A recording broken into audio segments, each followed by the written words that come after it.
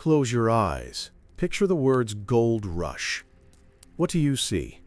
A rugged prospector with a long beard and a dusty hat, his loyal mule by his side. He swings his pickaxe, sunlight glints off something in the river, and he shouts with joy, holding up a giant, gleaming nugget.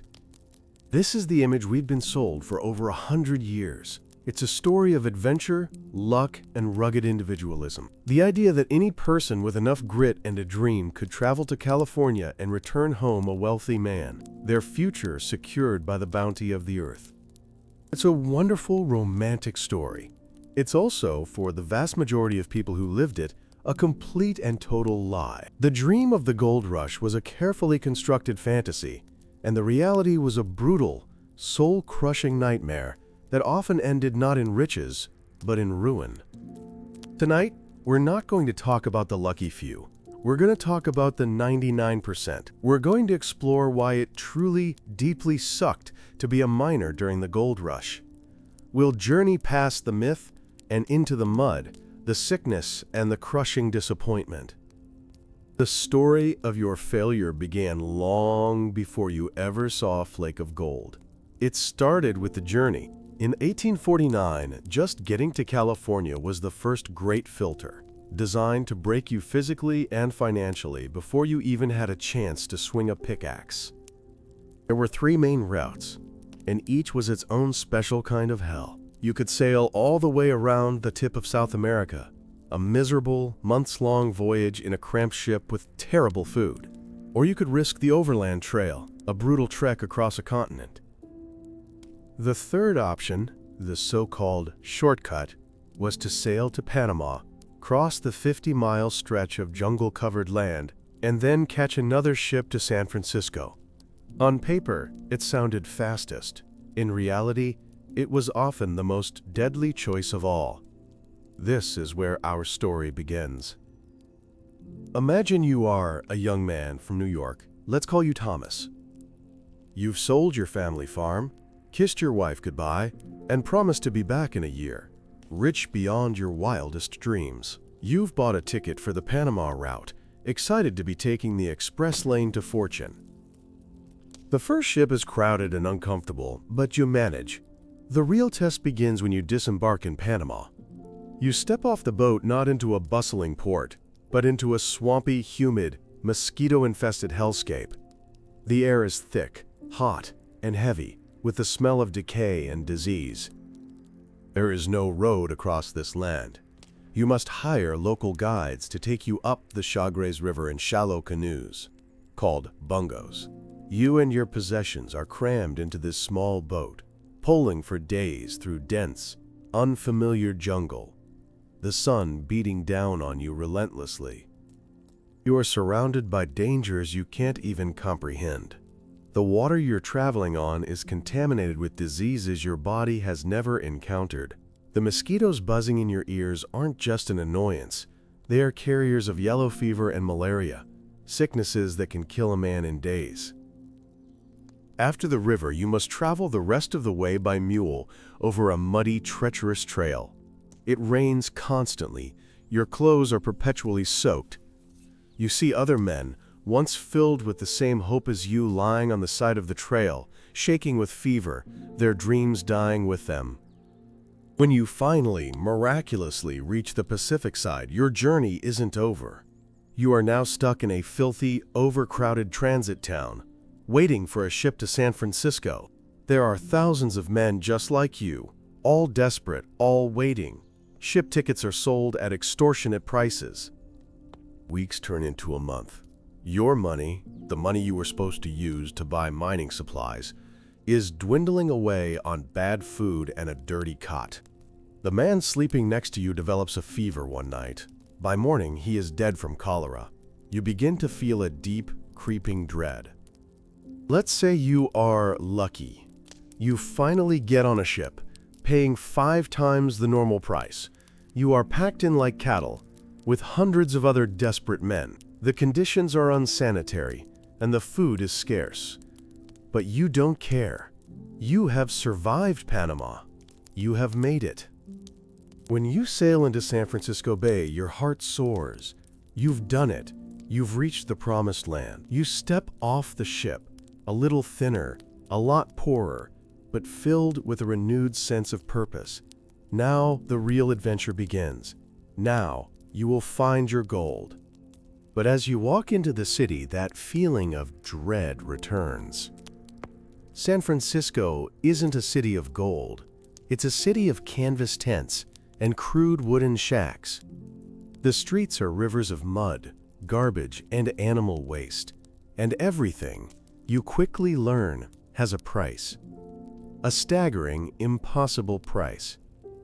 You go to a saloon to get a simple meal, a plate of beans and stale bread. The cost is more than a week's wages back home. You need to buy a pickaxe, a shovel, and a pan. The man selling them looks you in the eye and names a price that makes your stomach drop. This is your first real lesson of the gold rush. The people getting rich aren't the ones digging in the dirt. They are the ones who got here first, bought up all the supplies, and are now selling them to desperate newcomers like you at 1,000% markup. Your life savings, the money from the farm you sold, is nearly gone. And you haven't even seen a river yet. You are standing in the middle of a chaotic, lawless, and filthy boomtown, realizing that the game was rigged against you from the very start. The dream is already fading. Let's talk more about the men who truly struck gold. They weren't your typical prospectors. Consider the story of a man named Sam Brannan. Brannan was a shrewd, ambitious, and utterly ruthless businessman and newspaper publisher. He was in California before the rush truly began, and when a man named James Marshall first discovered gold at Sutter's Mill, the news was initially kept quiet. But Brannan saw an opportunity that had nothing to do with digging. He devised a plan. Before telling anyone else, he went and bought up every single pickaxe, shovel, pan, and piece of mining equipment he could find in the entire region. He cornered the market on the tools of the dream. Only when his warehouses were full did he run through the streets of San Francisco, holding a bottle of gold dust in the air, shouting, "Gold, gold, gold from the American River." He was the town crier for a rush he intended to fleece. The news, amplified by Brannan's own newspaper, spread like wildfire across the country and the world. Tens of thousands of men, like our fictional Thomas, sold everything they owned to chase this dream. And when they arrived in California, exhausted and desperate, who was there to greet them? Sam Brannan and his fellow merchants, ready to sell them the dream at an unbelievable price. A simple metal pan that cost 20 cents to make was sold for $15. A shovel worth $1 was sold for 10. He was not selling tools, he was selling hope. And the price was whatever a desperate man was willing to pay. While miners broke their backs for a few dollars, worth of gold dust a day, Brannan was making thousands of dollars a day in his store, a clean, effortless profit. He became California's first millionaire not by finding gold, but by exploiting those who hoped to. This brutal economic reality extended to every single aspect of life. Survival itself was a luxury commodity. Let's say you were a miner who had a decent day and found a small pouch of gold dust. You were tired, hungry, and wanted a real meal. You'd head to one of the crude eating tents. A single egg could cost you $3, the equivalent of over $100 today. A loaf of bread, which was likely stale and hard, would cost a similar amount. A simple breakfast of eggs, bacon, and coffee might cost you an entire week's worth of earnings for a laborer back on the East Coast. And the quality was abysmal. The flour was often infested with weevils, the meat was of questionable origin, and the coffee was little more than burnt grain.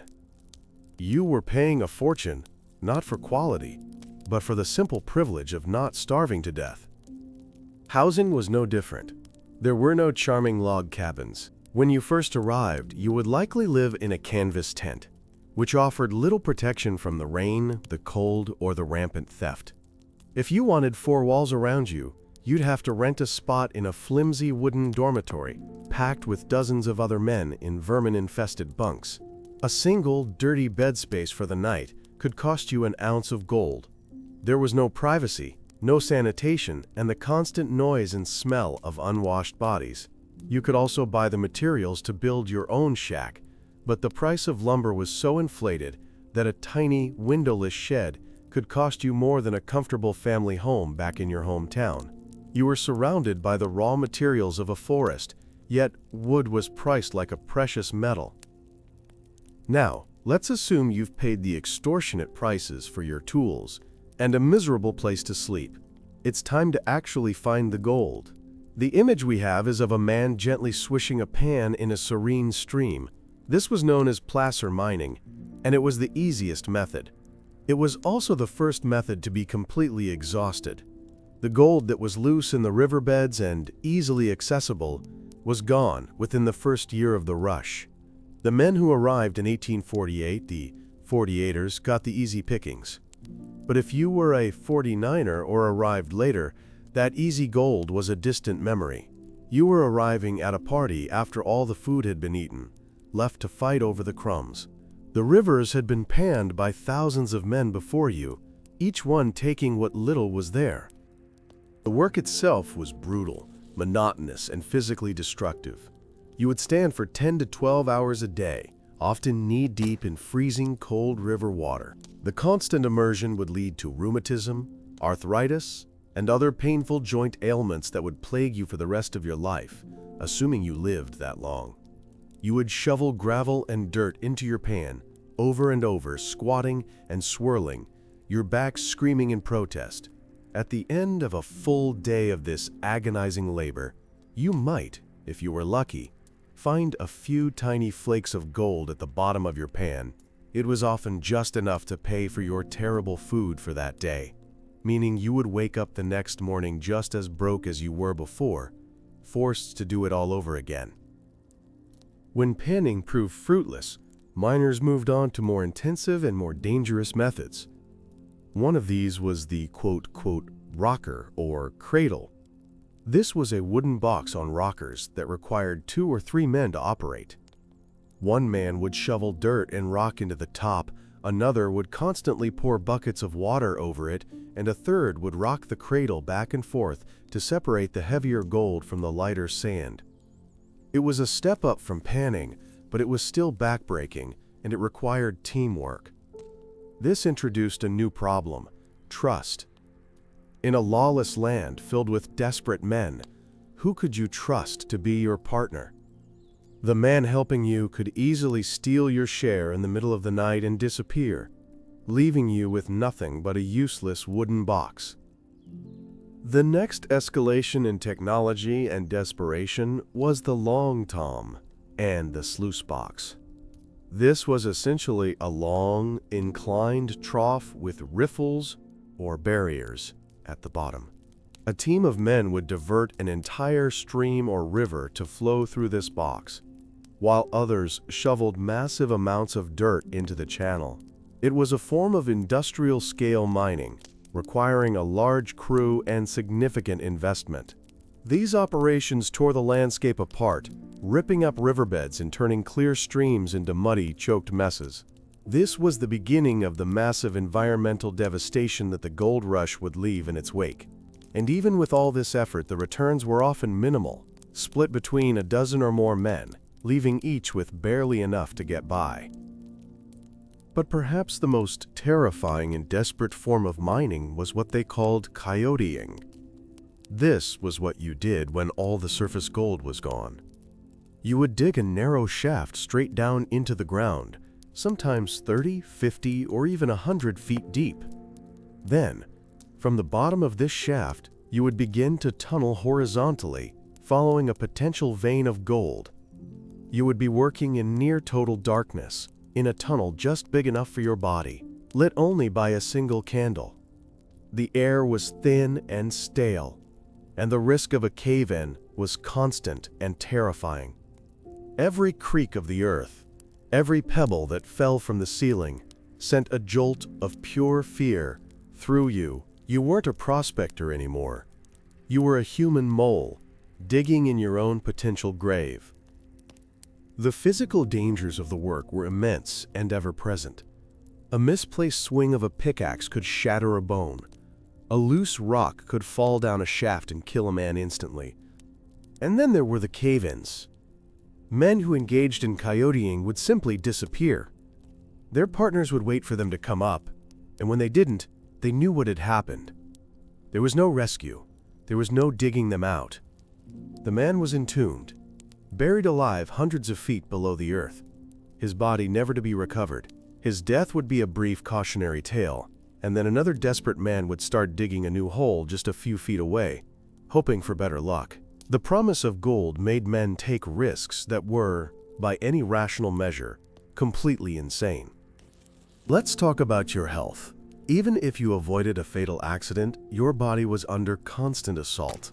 The diet of a typical miner was appalling. It consisted almost exclusively of dried pork, beans, and hard biscuits. Fresh fruits and vegetables were virtually non-existent, and, when available, were sold at prices that only the most successful miners or wealthy merchants could afford. This monotonous, nutrient-poor diet led directly to one of the most dreaded ailments of the age: scurvy. It was a slow, painful disease caused by a lack of vitamin C. It began with weakness and fatigue, then your gums would become swollen and spongy, bleeding at the slightest touch. Your teeth would loosen and eventually fall out. Old wounds would reopen, and you'd be racked with debilitating joint pain. Beyond scurvy, the general living conditions were a perfect breeding ground for disease. The mining camps were not towns, they were cesspools. There was no organized sanitation, no sewers, no clean water supply. Men lived in crowded, filthy conditions. Garbage, human waste, and animal carcasses were thrown into the streets or into the same rivers that men were drinking from downstream. This led to rampant outbreaks of diseases like dysentery and cholera. A man could be perfectly healthy one day and dead the next, struck down by a violent illness that swept through the camp like fire. Medical care was a joke. The doctors were often just con men with no medical training, charging a fortune for useless or dangerous cures. A simple infection from a cut could easily become fatal. The water itself was a source of poison, and not just from bacteria. As mining techniques became more advanced, miners began using mercury to extract fine gold particles from ore. They would mix the crushed rock with mercury, which would bind to the gold, and then they would burn the mercury off to isolate the precious metal. This process released vast quantities of toxic mercury vapor into the air, and, more importantly, huge amounts of liquid mercury were washed directly into the rivers. This contaminated the water supply from miles downstream, poisoning the fish and anyone who drank the water. The miners were slowly poisoning themselves and destroying the very environment they depended on, all for the slim chance of a little more gold. The long-term effects, like nerve damage and madness from mercury poisoning, were just another price to pay. Now, let's step away from the physical horrors and consider the psychological toll. Imagine the crushing loneliness. You are thousands of miles from your family, from your wife and children. The letters you write and receive take months to travel, if they arrive at all.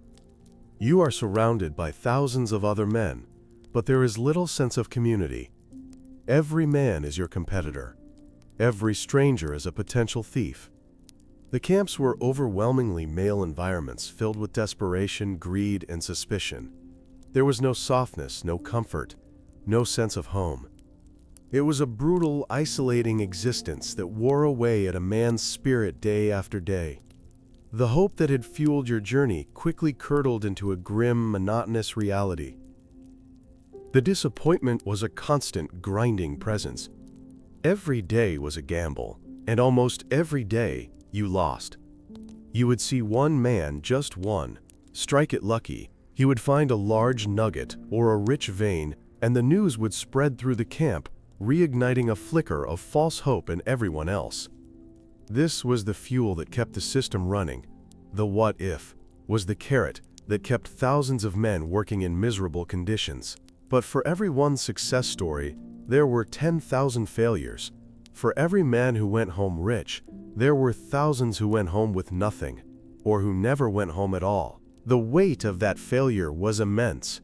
You had promised your family a fortune, and instead, you had squandered their security on a fool's errand. This constant pressure and disappointment often led to violence.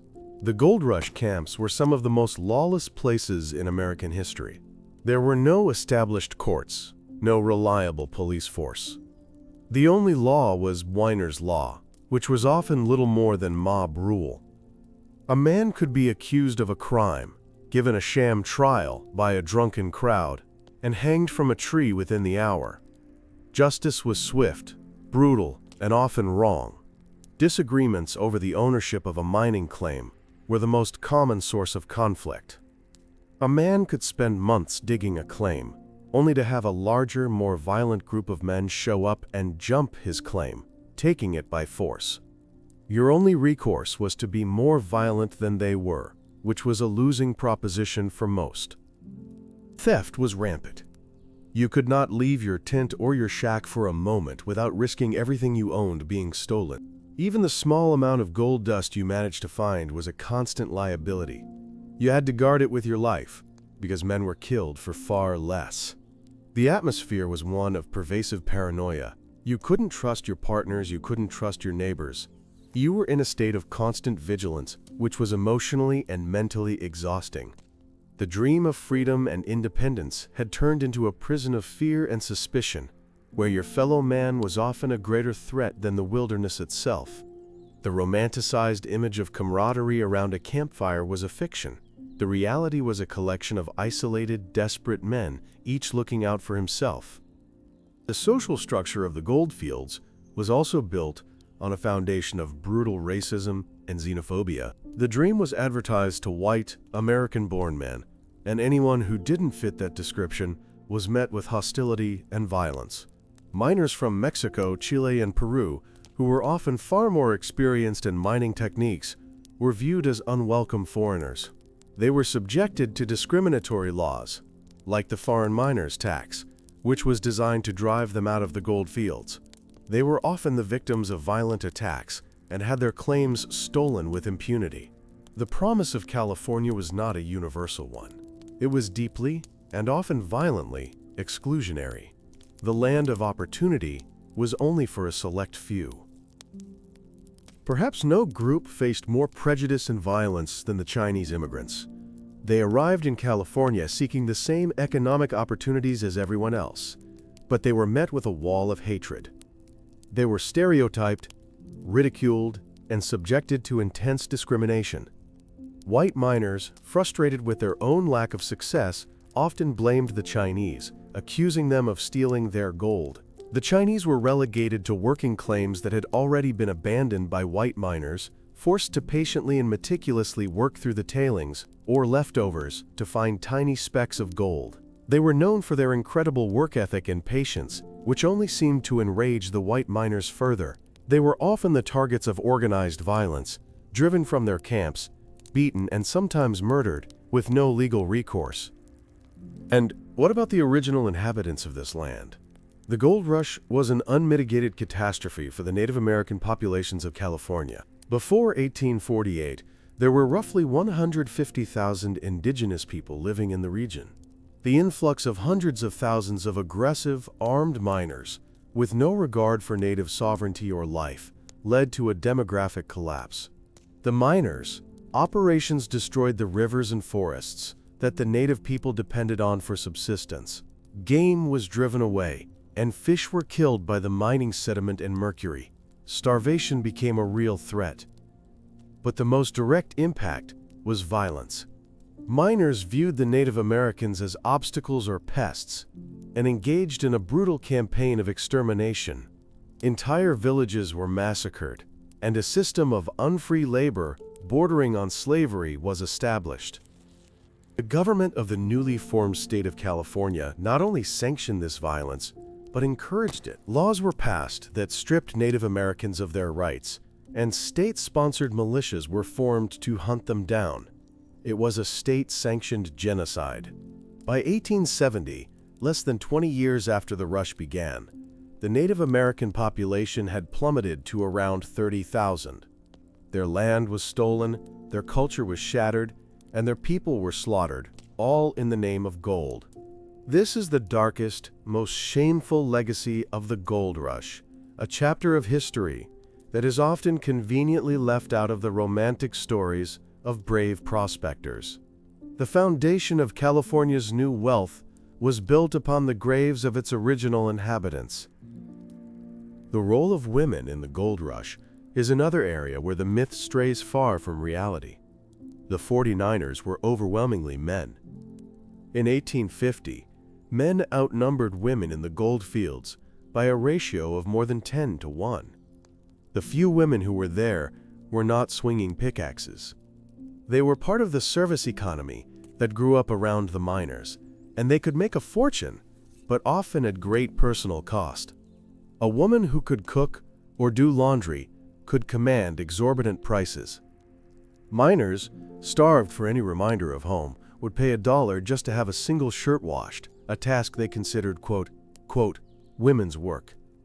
Women who ran boarding houses or restaurants could become incredibly wealthy, far wealthier than the average miner, by providing the domestic comforts that the men so desperately missed. However, this economic opportunity came with significant downsides. In such a hyper-masculine and lawless environment, women were in a precarious and often dangerous position. They were a rare commodity, and were often viewed as such. While many were respected businesswomen, others were forced into prostitution, which was a huge and profitable industry in the boomtowns. For many women, it was one of the only paths to survival or wealth. The isolation and the constant threat of violence were a daily reality. The romanticized image of the sturdy pioneer wife is largely a fiction. The reality was one of shrewd entrepreneurship mixed with constant vulnerability. They mined the miners, not the mountains, and it was a profitable but deeply perilous enterprise. Let's consider the environmental legacy. The gold rush was an ecological disaster on a scale that is difficult to comprehend. The early placer mining with pans and rockers did some localized damage, but the real destruction came with the advent of hydraulic mining in the 1850s. This was a technique of terrifying power. Miners would construct vast networks of canals and flumes to channel water from high in the mountains down to the mining sites.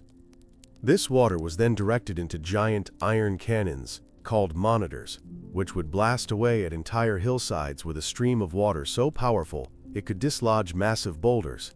They literally washed entire mountains away, sending millions of tons of rock, gravel, and mud cascading down into the river systems.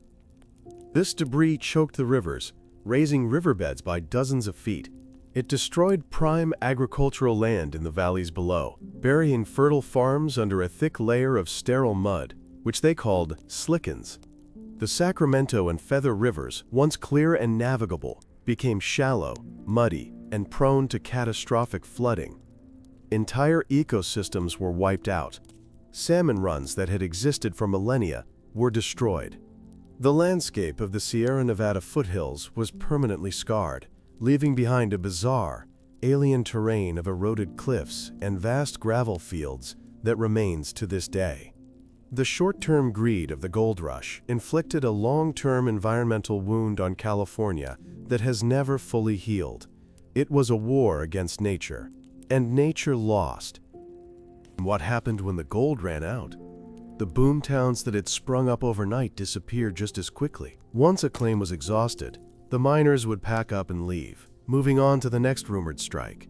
They left behind a ghost town, a collection of rotting shacks, abandoned equipment, and mounds of debris. These towns, like Bodie or Angel's Camp, are now tourist attractions, quaint reminders of a bygone era. But at the time, they were monuments to failure. They were the empty shells of thousands of broken dreams, places that had burned brightly with hope and greed for a few short years before being snuffed out, leaving nothing but silence and decay. They are the physical evidence of how fleeting and destructive the promise of the rush truly was. So let's return to our fictional miner, Thomas. Let's say he has survived for a year. He has endured the journey, the back-breaking labor, the terrible food, the diseases, and the loneliness. He has not been killed in a cave-in or murdered for his claim. After a full year of relentless toil, his total earnings amount to a few $100s worth of gold dust. But he has spent far more than that just to survive. on overpriced food and tools. He is not rich. In fact, he is deeply in debt. His body is broken, racked with rheumatism from the cold water, and his spirit is crushed by the weight of his failure. The hope that brought him here is long gone, replaced by a dull, aching despair. He now faces a final, humiliating choice. He can't afford a ticket home on a ship. He must join the ranks of the, quote, Thule walkers, the men who had to walk back east because they were too broke to afford any other way. His journey home will be even more perilous than his journey out, because now he has nothing. He has failed. He must face his wife and family, not as a returning hero, but as a man who gambled everything they had and lost it all. His story was not the exception, it was the rule. This was the true, common experience of the gold rush miner. It was a story not of triumph, but of tragedy and profound, life-altering regret. The great irony of the gold rush is that it did, in fact, create enormous wealth. It financed the rapid development of California, funded the Transcontinental Railroad, and helped propel the United States into a global economic powerhouse. But that wealth was built on the backs of the hundreds of thousands of ordinary men who were lured by a false promise. They were the disposable fuel for the engine of progress. The system was designed for them to fail. Their collective labor extracted the gold, but the profits flowed upwards into the pockets of the merchants, the bankers, the shipping magnates, and the industrialists. The average miner was simply a pawn in a much larger and much more ruthless economic game. So the next time you see that romantic image of the lone prospector striking it rich, remember the reality that lay behind it. Remember the deadly journey, the swindling merchants, and the back-breaking, fruitless labor. Remember the disease, the loneliness, and the violence. Remember the environmental destruction and the genocide of the native peoples. The story of the gold rush is not a simple fable about getting rich quick. It's a complex and often brutal story about desperation, exploitation, and the incredible human cost of a nation's greed. The dream was golden, but for most, the reality was just mud. To truly grasp the miner's plight, we must delve deeper into the daily sensory experience. Imagine waking before dawn. It's cold, and the canvas of your tent is damp with dew. The air smells of pine, wood smoke, and the faint, ever-present odor of unwashed humanity in latrine pits. There is no quiet moment of reflection. The camp is already stirring with the sounds of coughing, men spitting, and the clatter of pans. Your first task is to make a fire and prepare your meager breakfast. A hard biscuit, maybe some fried salt pork, washed down with a bitter, lukewarm drink that you call coffee. Every muscle in your body aches from the day before, a deep, persistent soreness that never truly goes away. You force down the food, knowing you need the energy, and prepare for another day of the same grueling routine. Walking to your claim is a journey through a landscape of chaos. You navigate a maze of other men's pits, mounds of discarded rock, and abandoned, rusting equipment. The ground is unstable, and a wrong step could send you tumbling into a ditch. You pass men you recognize not by name, but by their gaunt faces and the haunted look in their eyes. There is no cheerful greeting, only a curt nod of acknowledgement. Everyone is locked in their own private struggle, their own desperate race against time and dwindling resources. The camaraderie of popular myth is absent. This is a place of silent, parallel desperation. You are surrounded by people, yet you have never felt more alone in your life. The only thing you all share is the grim determination to face another day in this man-made hell. Let's reconsider the food, not just its cost, but its very nature. The reliance on salted and dried meats was absolute. After months of this diet, your palate would forget what fresh food even tasted like. The salt pork was so intensely briny that it had to be soaked for hours before it was even remotely edible. The bread was often a simple mixture of flour and water, cooked on a hot rock or in a pan, resulting in a dense, tough cake called a flapjack. It was sustenance, but it was not nourishment. The lack of variety was mentally taxing. Every meal was a reminder of your isolation and the vast distance from the comforts of home, from a wife's cooking or a garden's bounty. Food, which should be a source of pleasure, became just another joyless part of the daily grind. The concept of entertainment in the mining camps was bleak. After a 12-hour day of manual labor, most men were too exhausted to do much of anything. The primary forms of recreation were drinking and gambling. Saloons were often the first and most solidly built structures in any camp. Inside, men would trade their hard-won gold dust for cheap, potent whiskey that would offer a temporary escape from their miserable reality. Fights were common, fueled by alcohol, frustration, and a general sense of hopelessness. Gambling was the other major pastime, with men betting their dust on card games like Faro and Monte. It was a fool's game, another way to lose what little you had, but it offered a flicker of the same hope that brought them to California in the first place, the chance of a lucky break. The absence of a stable society had profound effects. There were no schools, no churches, no libraries, no institutions that create a sense of community and shared values. There was no social safety net. If you became sick or injured and could no longer work, there was no one to take care of you. Your partners might help you for a day or two, but their own survival was too precarious to support a non-contributing member. You were on your own. Many men, broken by illness or injury, were simply left to die in their tents, their passing unmourned and often unnoticed for days.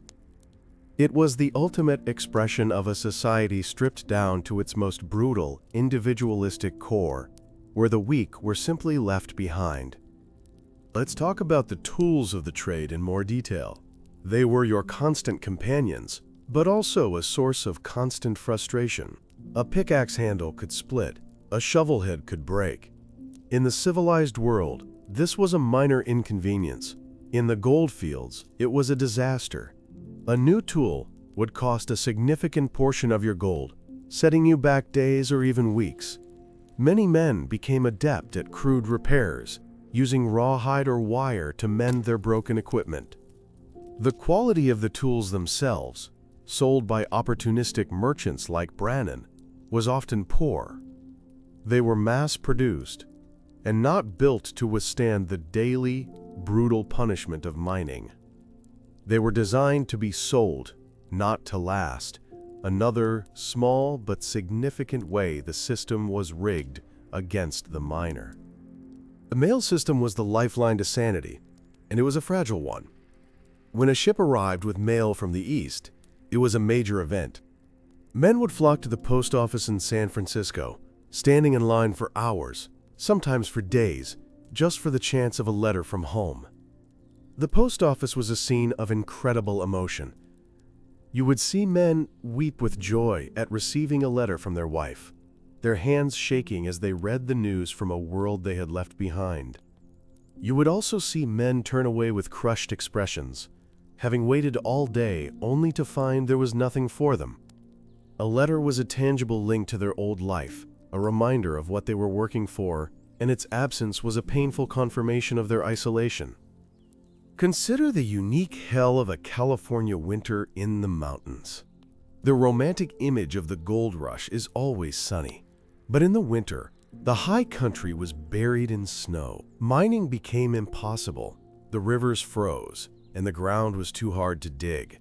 Men were forced to retreat to their crude cabins or tents for months on end, trapped by the weather. This was the hungry season. Supplies could not get through the snow-packed trails, and the prices for what little food was available in the camps skyrocketed to even more absurd levels. Men would huddle in their freezing dark shelters, slowly eating through their meager supplies, listening to the wind howl outside. Boredom, cabin fever, and despair were a lethal combination, leading to madness and violence. The legal system, or lack thereof, deserves a closer look. A miner's court was a form of direct and often terrifying democracy. Imagine a man is accused of stealing another's gold pouch. A judge is elected on the spot, often the most forceful personality in the crowd. A jury is formed from the onlookers. Witnesses, often biased or drunk, give their testimony. There is no defense attorney. The accused must speak for himself, trying to make his voice heard over the shouts of the angry mob. The verdict is often decided not by evidence, but by popular sentiment. The punishments were severe and immediate: flogging, banishment from the camp, or, most commonly for serious crimes, hanging. It was a system born of necessity, but it was rife with prejudice and error, a terrifying spectacle of frontier justice. The soundscape of the gold rush was one of industrial noise, not peaceful nature. The gentle splash of a pan in a stream was quickly replaced by the constant, grating rhythm of the rocker, the thud of pickaxes against rock, and the shouts of men. With the arrival of more advanced machinery, the noise grew. Court stamping mills, used to crush rock, created a deafening, thunderous pounding that could be heard for miles, operating 24 hours a day. The roar of the hydraulic cannons was like a permanent waterfall. This was not the quiet wilderness. It was a noisy, chaotic, industrial zone carved into the heart of nature. The constant noise was another layer of stress, another element that made peace and tranquility impossible to find. Let's re-examine the journey overland. It was a 6-month ordeal, a slow-motion disaster. You would walk alongside your wagon, day after day, across the vast, featureless plains. The sun was relentless. The dust was a constant presence, getting into your eyes, your lungs, your food. Water was a constant worry. A contaminated waterhole could sicken an entire wagon train. Then came the mountains. You would have to drag your heavy wagon up steep, rocky passes, and then carefully guide it down the other side. A broken axle could mean being left behind. The story of the Donner Party, who resorted to cannibalism when trapped by snow, was a fresh and terrifying memory for every person who crossed the Sierras. It was a constant, nagging fear in the back of your mind. The dream of gold corrupted everything it touched, even relationships back home. A man would leave, promising to send money back to his family, but with no luck and high costs, he often had nothing to send. Back home, his wife would be waiting, struggling to manage the farm and raise the children on her own, her hopes slowly turning to bitterness as the months turned into years, with no word and no money. Families were torn apart by the lure of the rush. The man in California was consumed by his failure, while the family at home was consumed by abandonment and poverty. The gold rush didn't just break the men who went, it broke the families they left behind. We must also acknowledge the swindlers and con artists who preyed on the naive. The camps were full of men selling fake maps to secret gold deposits. They would sell you a worthless bag of rocks, claiming it was rich ore. They would salt a claim by firing a shotgun loaded with gold dust into the ground, then sell the worthless plot to an unsuspecting newcomer for a high price. The general atmosphere of get-rich-quick attracted not only hopeful miners but also a legion of parasites who saw the miners themselves as the resource to be harvested. Your own ignorance was a commodity to be exploited, and a fool and his gold were very, very soon parted. The physical appearance of a seasoned miner was a testament to his suffering. He would be thin and gaunt from the poor diet, his skin weathered and leathery from the sun and wind. His hands would be a mass of calluses, cuts, and scars. His clothes would be ragged and filthy, patched and repatched. He would have the miner's stoop, a permanent curve in his back from years of bending over a pan or a shovel, and his eyes would hold a particular look, a mixture of exhaustion, suspicion, and a deep, soul-crushing weariness. This was not the vibrant, heroic figure of the posters.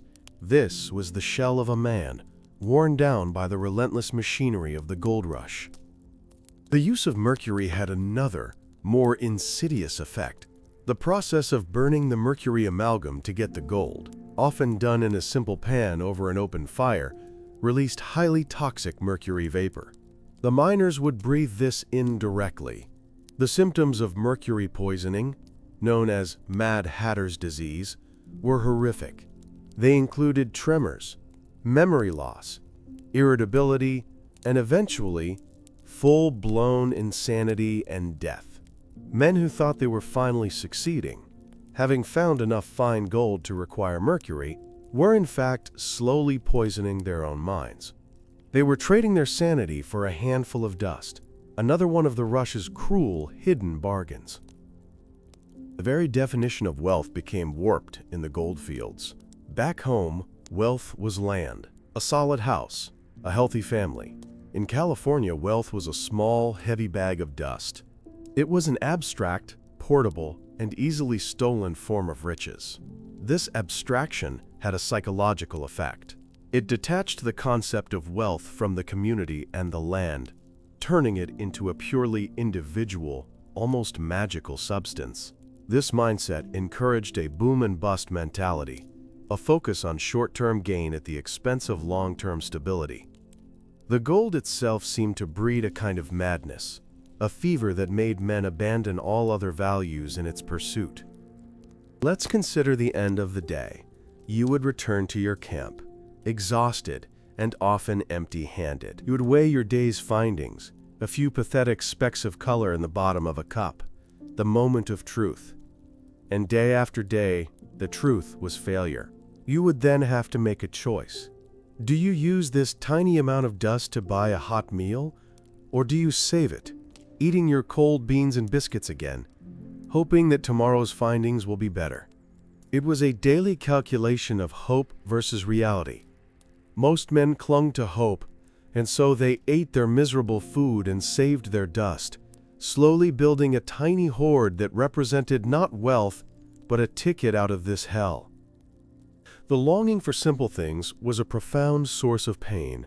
A miner would dream of things he once took for granted: a soft bed, a clean shirt, a piece of fruit, the sound of a child's laughter.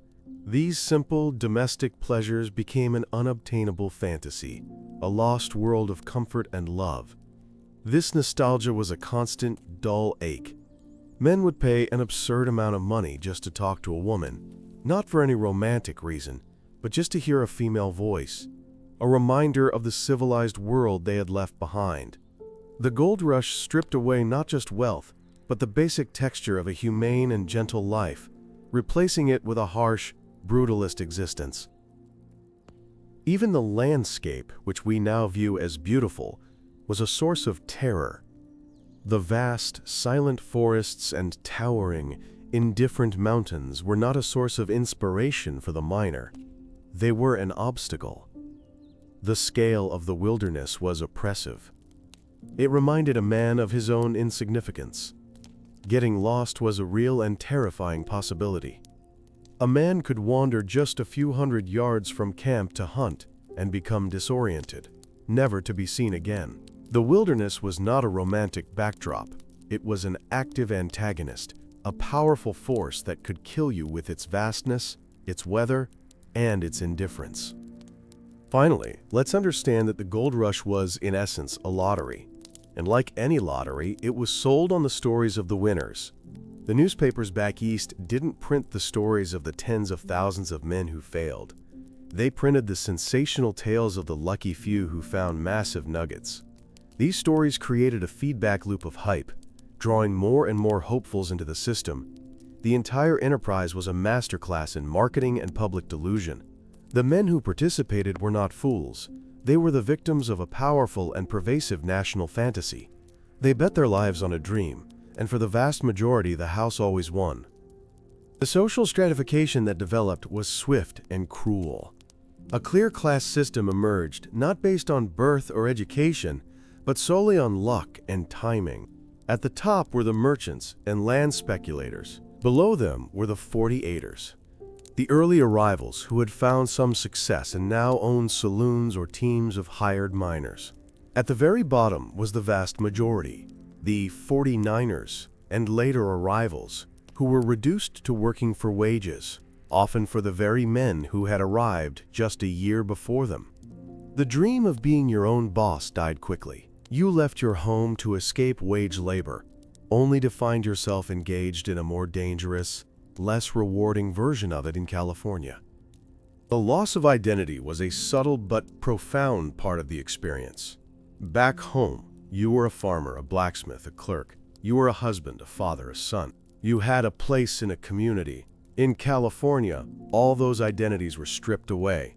You were simply a miner, one of thousands of anonymous, desperate men.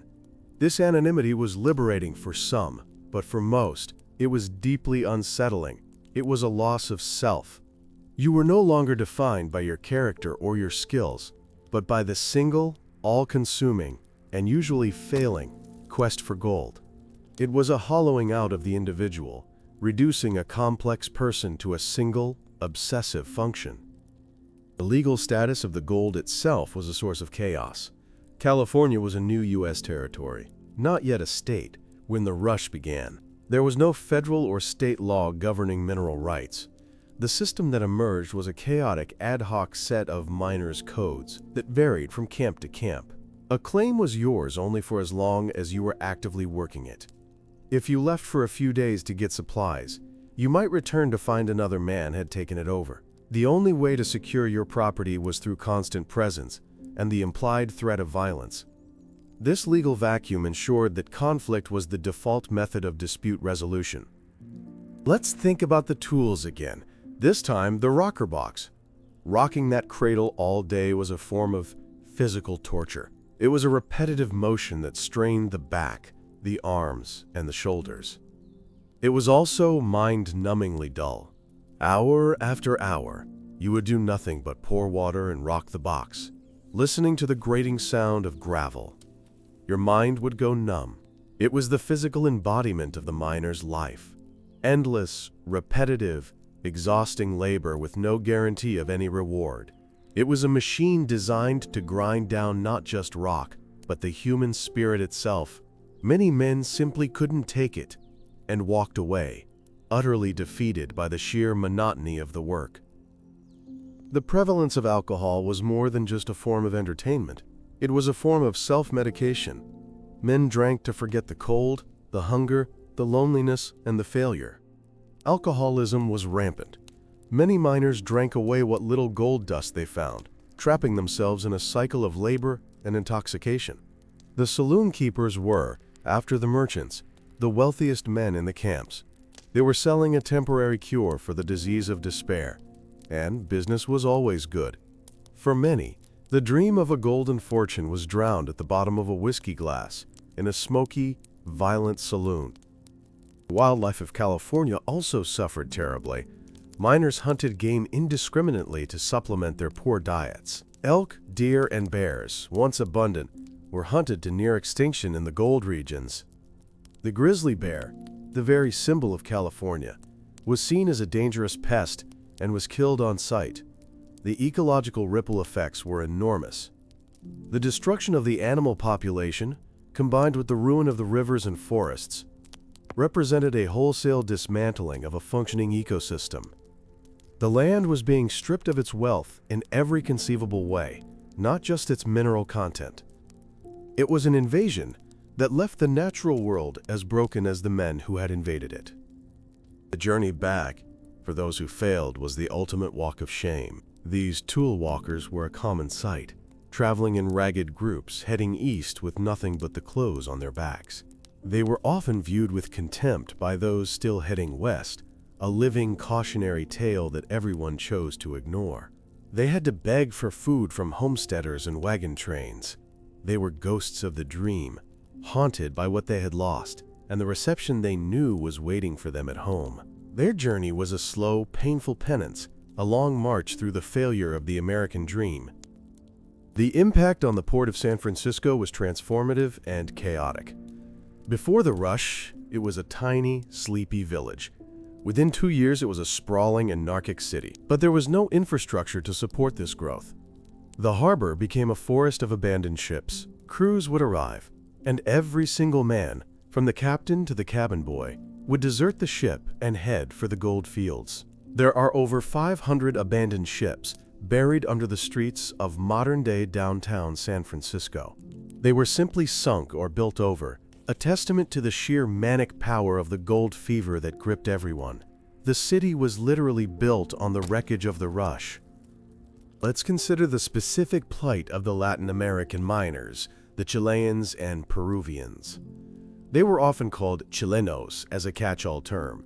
They were expert miners, bringing with them sophisticated techniques learned over generations. They were initially successful, which bred intense resentment from the less skilled white American miners. This resentment was codified into law with the Foreign Miners Tax of 1850, which imposed a crippling monthly fee on all non-citizen miners. It was explicitly designed to drive them out. Many were forced to sell their claims for a pittance and either leave California or go to work for white miners for low wages. Their skill was a threat, so it was eliminated through racist legislation. The story of fire in the boomtowns is another chapter of misery. The towns, built almost entirely of canvas and hastily cut wood, were massive fire hazards. A stray spark from a chimney or a knocked-over lantern could, and often did, reduce an entire town to ashes in a matter of hours. San Francisco burned to the ground 6 times between 1849 and 1851. Each time the residents would rebuild, often before the ashes were even cold. But for a miner who had a small shack and a few possessions, a fire meant losing everything, instantly. It was another reminder of how fragile and temporary everything was in this new world. Your entire existence could be erased by a gust of wind. The concept of seeing the elephant was a common phrase among miners. It was a metaphor for facing the reality of the gold rush and being overwhelmed and defeated by it. To have seen the elephant was to have experienced the full measure of hardship, to have had your naive dreams crushed by the brutal truth. It was a code word for disillusionment. When a miner said he was going home because he had seen the elephant, other miners knew exactly what he meant. He had gambled and lost, and he had seen the terrifying, monstrous reality behind the beautiful, alluring fantasy. Let's discuss the psychological phenomenon of the lucky strike. The entire social and economic system of the goldfields was powered by random reinforcement. Most days you found nothing. But then, one day, you might find a small nugget, worth a few days' wages. That tiny taste of success was incredibly powerful. It was just enough to make you think, maybe tomorrow will be the big one. It reset your hope, erasing the memory of the past 100 failures. This psychological trick is the same one that powers a slot machine. The house knew that as long as it paid out a tiny, tantalizing jackpot every now and then, the players would keep pulling the lever, convinced their turn was next. The physical isolation of the claims was profound. While the camps were crowded, the actual work was often done in solitude or with just 1 or 2 partners. You might spend your entire day in a ravine or on a remote hillside, with no one else in sight. The silence of the wilderness, punctuated only by the sounds of your own labor, could be maddening. It gave a man too much time to think, to dwell on his failures, his debts, and the family he missed. The loneliness of the work was as taxing as the physical labor itself. It was a solitude that didn't bring peace, but amplified despair. The role of newspapers was not just to report, but to actively create the gold rush mythology. Editors back east knew that stories of gold sold papers. They would take a single, unverified rumor of a big strike and print it as fact on the front page. These stories were a form of commercial propaganda, deliberately fanning the flames of gold fever because it was profitable to do so. They were selling a product, the dream of California, and they felt no responsibility for the consequences. The miners were not just victims of their own hope, but of a national media machine that saw their desperation as a business opportunity. Let's not forget the mundane, everyday miseries. The insects. Mosquitoes, flies, and fleas were a constant plague. Your bedding was likely infested with lice. The sanitation was so poor that the smell of a mining camp in the summer heat was overpowering. Your clothes were never truly clean. You were in a state of perpetual, low-grade filth. These were not life-threatening problems, but they were a constant drain on morale.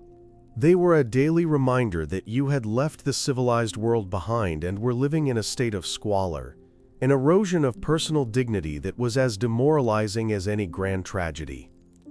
The justice for Native Americans was non-existent. An 1850 law passed in California stated that no Indian, black, or mulatto person could testify against a white person in a court of law. This effectively gave white miners a license to commit any crime against Native people without fear of legal consequence. They could be murdered, their women could be assaulted, and their children could be stolen, and their testimony was not even admissible in court. It was a legal framework for genocide, ensuring that the perpetrators of atrocities would never be held accountable. This was not just mob violence. It was systematic, state-sanctioned extermination. The myth of the loyal mule or donkey is another romantic fiction. Animals were treated as disposable equipment. They were worked to death, overloaded, and poorly fed. A mule that broke its leg on the trail was simply shot and left to rot. Their suffering was a footnote to the human drama, but it was part of the same pattern of exploitation. Everything in the gold rush, the land, the animals, the people, was seen as a resource to be consumed in the frantic pursuit of wealth. It was a philosophy of extraction, with no thought given to sustainability, compassion, or consequences. What happened to the men who did strike it rich? Their stories often did not end well. A man who had lived in poverty and desperation his whole life could be psychologically unprepared to handle sudden, immense wealth. Many miners who found their fortunes simply drank or gambled it away within a few months, ending up just as broke as they started. They were easy prey for the sophisticated con artists and speculators in San Francisco. Their luck in the ground did not translate to wisdom in the city. The fortune, so hard won, was often lost with astonishing speed, a final, cruel joke played by fate. The class resentment between different types of miners was palpable. The placer miners who worked in the rivers looked down on the coyote miners who dug in the ground. The coyote miners, in turn, felt superior to the industrial wage workers in the big hydraulic or quartz mining operations. Everyone was trying to carve out a small piece of dignity to feel that their method of suffering was somehow more noble than the next man's. These internal divisions prevented the miners from ever organizing effectively to protest their exploitation by the merchants and bankers. They were too busy fighting amongst themselves. The story of the gold rush is ultimately a story of labor. It was one of the largest and most intense episodes of manual labor in human history, but it was disorganized, chaotic, and brutally inefficient. It was the raw, brute force of hundreds of thousands of individual bodies pitted against the earth. The romantic sheen of prospecting and adventure hides this fundamental truth. These men were not adventurers. They were a vast, temporary, and unorganized workforce, performing some of the hardest and most dangerous labor imaginable for a wage that, for most, was effectively zero. They were paid in nothing but a dream. The environmental damage from mercury continues to this day. It is estimated that miners dumped over 7,000 tons of mercury into California's rivers. This toxic heavy metal settled in the sediment of riverbeds and bays. Like the San Francisco Bay, it is still there. It gets into the food chain, accumulating in algae, then in small fish, then in larger fish. Warning signs are still posted today, advising against eating certain types of fish from these waters because of the high mercury levels. The poison of the gold rush, left behind by miners who died over 150 years ago, is still a threat to the health of modern Californians. The consequences were that long-lasting. Let's consider the simple act of digging. Your hands, at first soft from a life of farming or clerking, would be shredded within days. Blisters would form, break, and bleed. Over time, they would harden into thick, painful calluses. Your fingernails would be permanently cracked and blackened with dirt. Your hands became tools, instruments of labor, and they carried the physical record of your suffering. Every time you looked at them, you were reminded of the brutal nature of your new life. They were no longer the hands that could gently hold your child. They were gnarled claws for tearing at the earth. The intellectual and spiritual life of the miner was barren. Most men were literate, but books were a rare and expensive luxury. There was no art, no music, besides the mournful folk songs they would sing about their lost homes. The only sermons were the get-rich-quick pronouncements of some new rumored strike. It was a culture stripped of everything but the most basic, primal urges for survival and wealth. This spiritual and intellectual starvation was another form of poverty, one that left men feeling hollow and empty, even if they had a few ounces of gold in their pockets.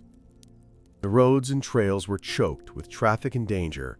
A man on a mule could be run down by a freight wagon. River crossings were perilous, with strong currents that could sweep away a man or his animals. There were no bridges in the early days, only dangerous fords or expensive, rickety ferries. Every step of every journey was fraught with risk. The world was sharp, hard, and unforgiving. The gentle, manicured landscape of the East was a distant memory. Here, nature, and the crude infrastructure men had carved into it, were actively trying to kill you at every turn. Let's reconsider the Chinese miners' experience.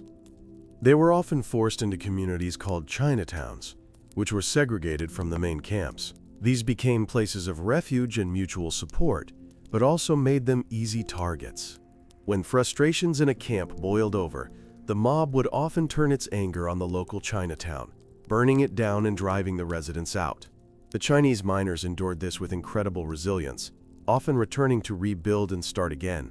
Their story is not one of victimhood, but of incredible perseverance and courage in the face of relentless racist hostility.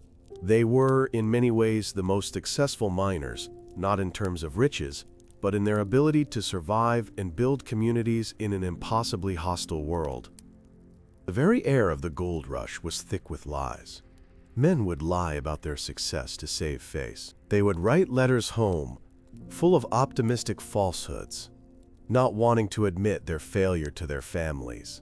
They would lie to each other, pretending a worthless claim was rich in the hopes of selling it.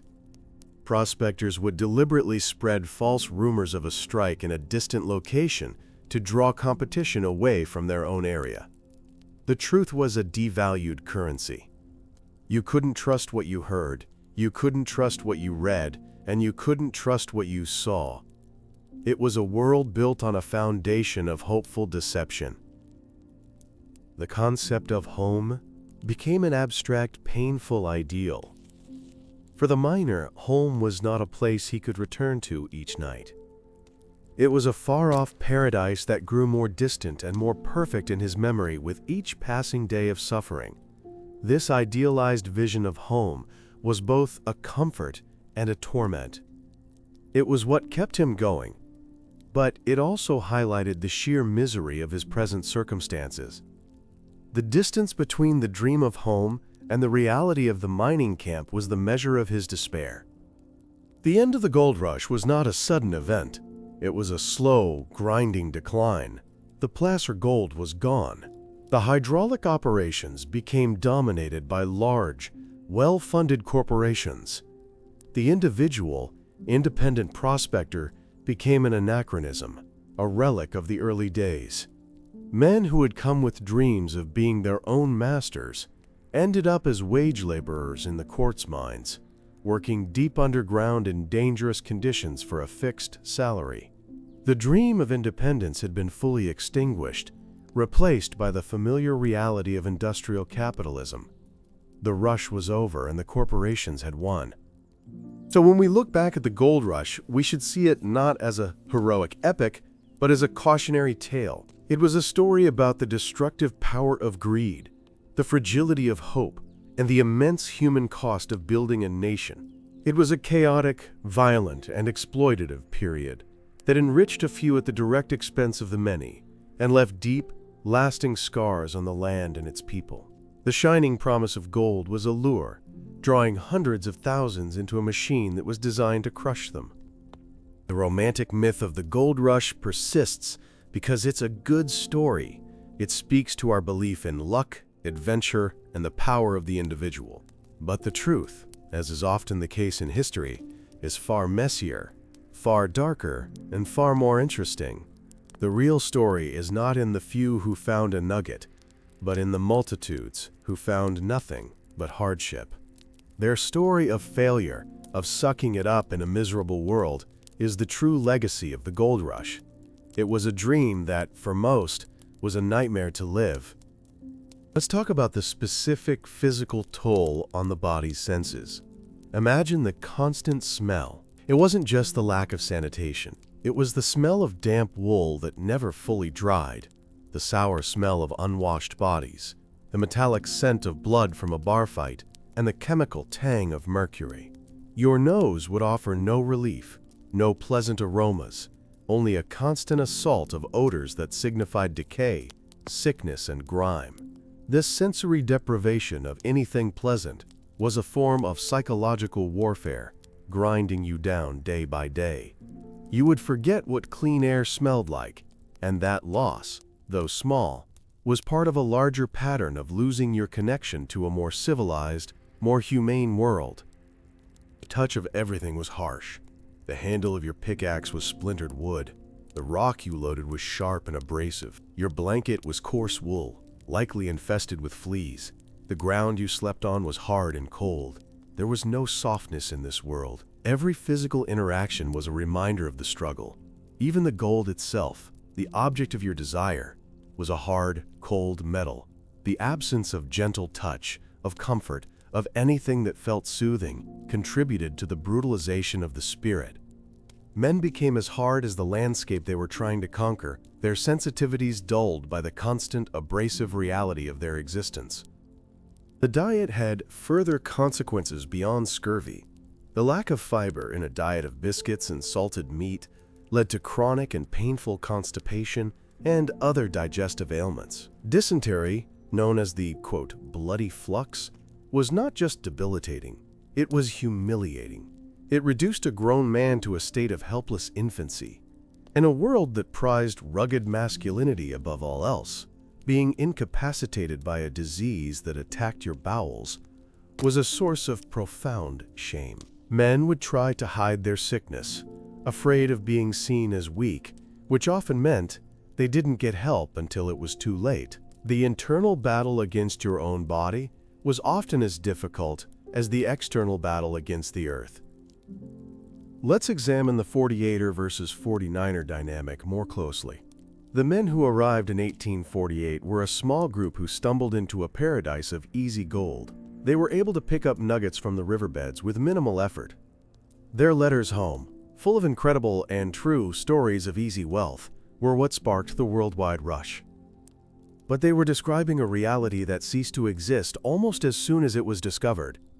The 49ers, arriving a year later, came expecting this paradise.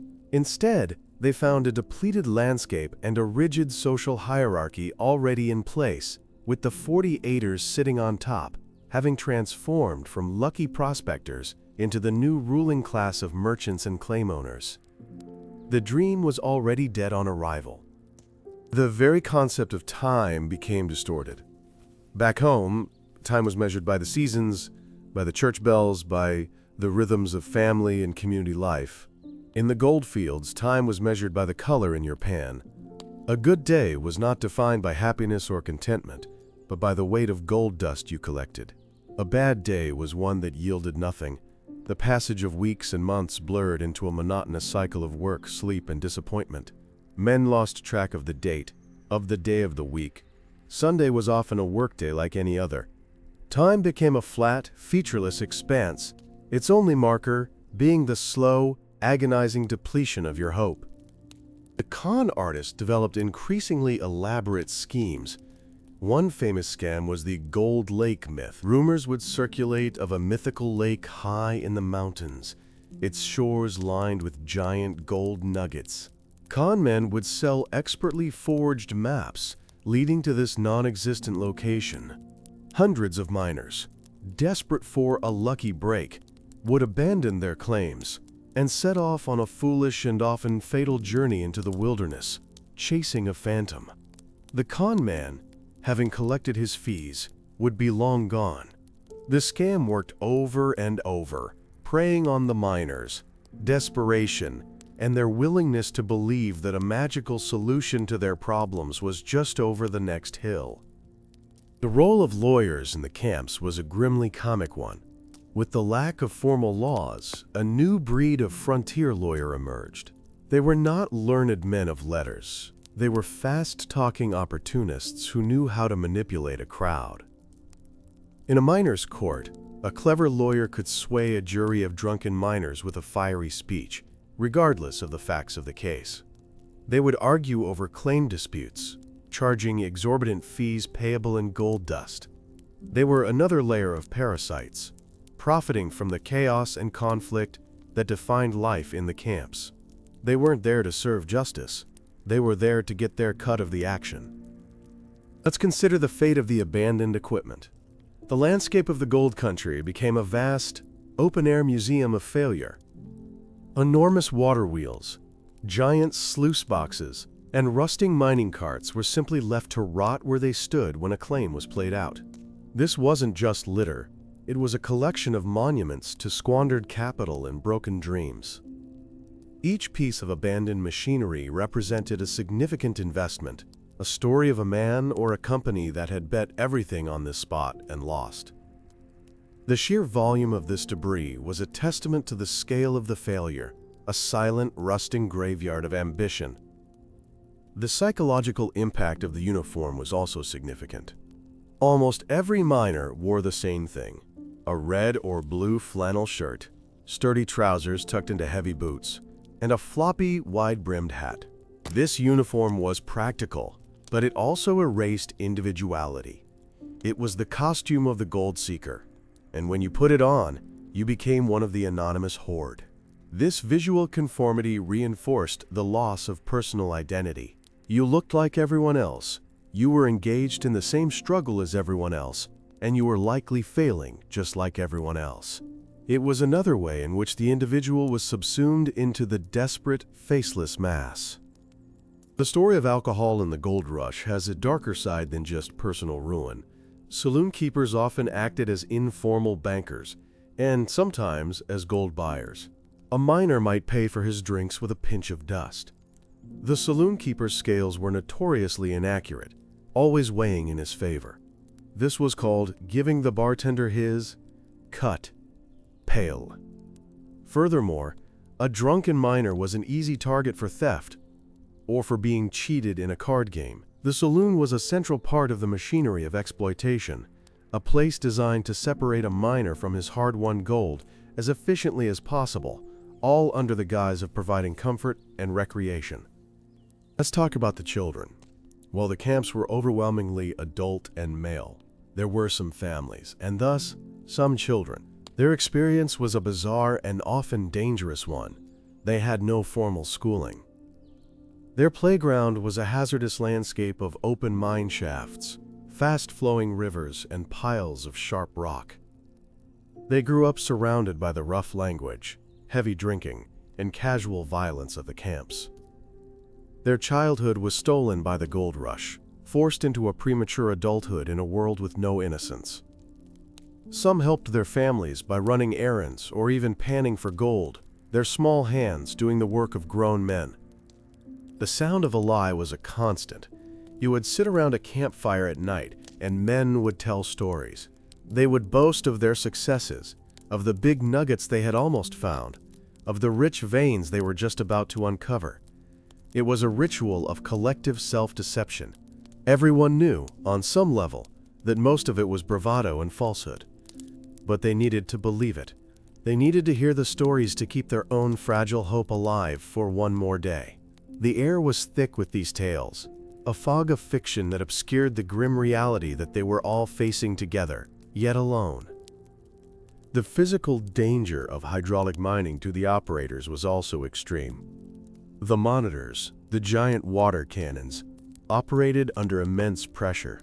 A bursting pipe or a faulty valve could send shrapnel-like pieces of iron flying with lethal force. The operators themselves, standing on high, precarious platforms, could be swept away by landslides that their own cannons had created. They were wielding a force of incredible power, but it was a power that was barely under control and could turn on them in an instant. It was perhaps the ultimate symbol of the gold rush, a desperate attempt to control nature that constantly threatened to destroy the controller. Let's consider the impact on the men who went home with a moderate success, not rich, but with a few $1,000s. They were the lucky ones, but their transition back to normal life was often difficult.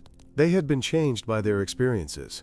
They had witnessed violence, lived outside the law, and been part of a world of pure, raw capitalism.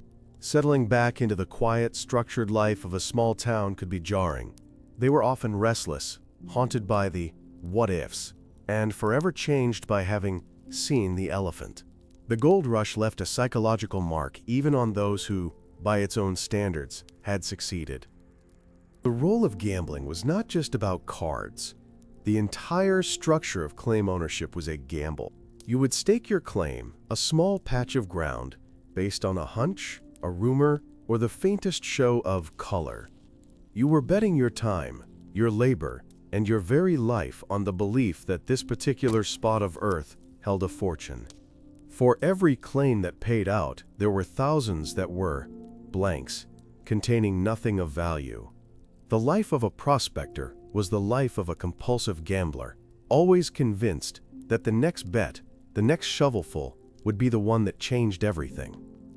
The news of the gold rush spread to the furthest corners of the globe, creating a truly international migration. Men came from Australia, from France, the so-called Cascades, from Germany, and from across the world.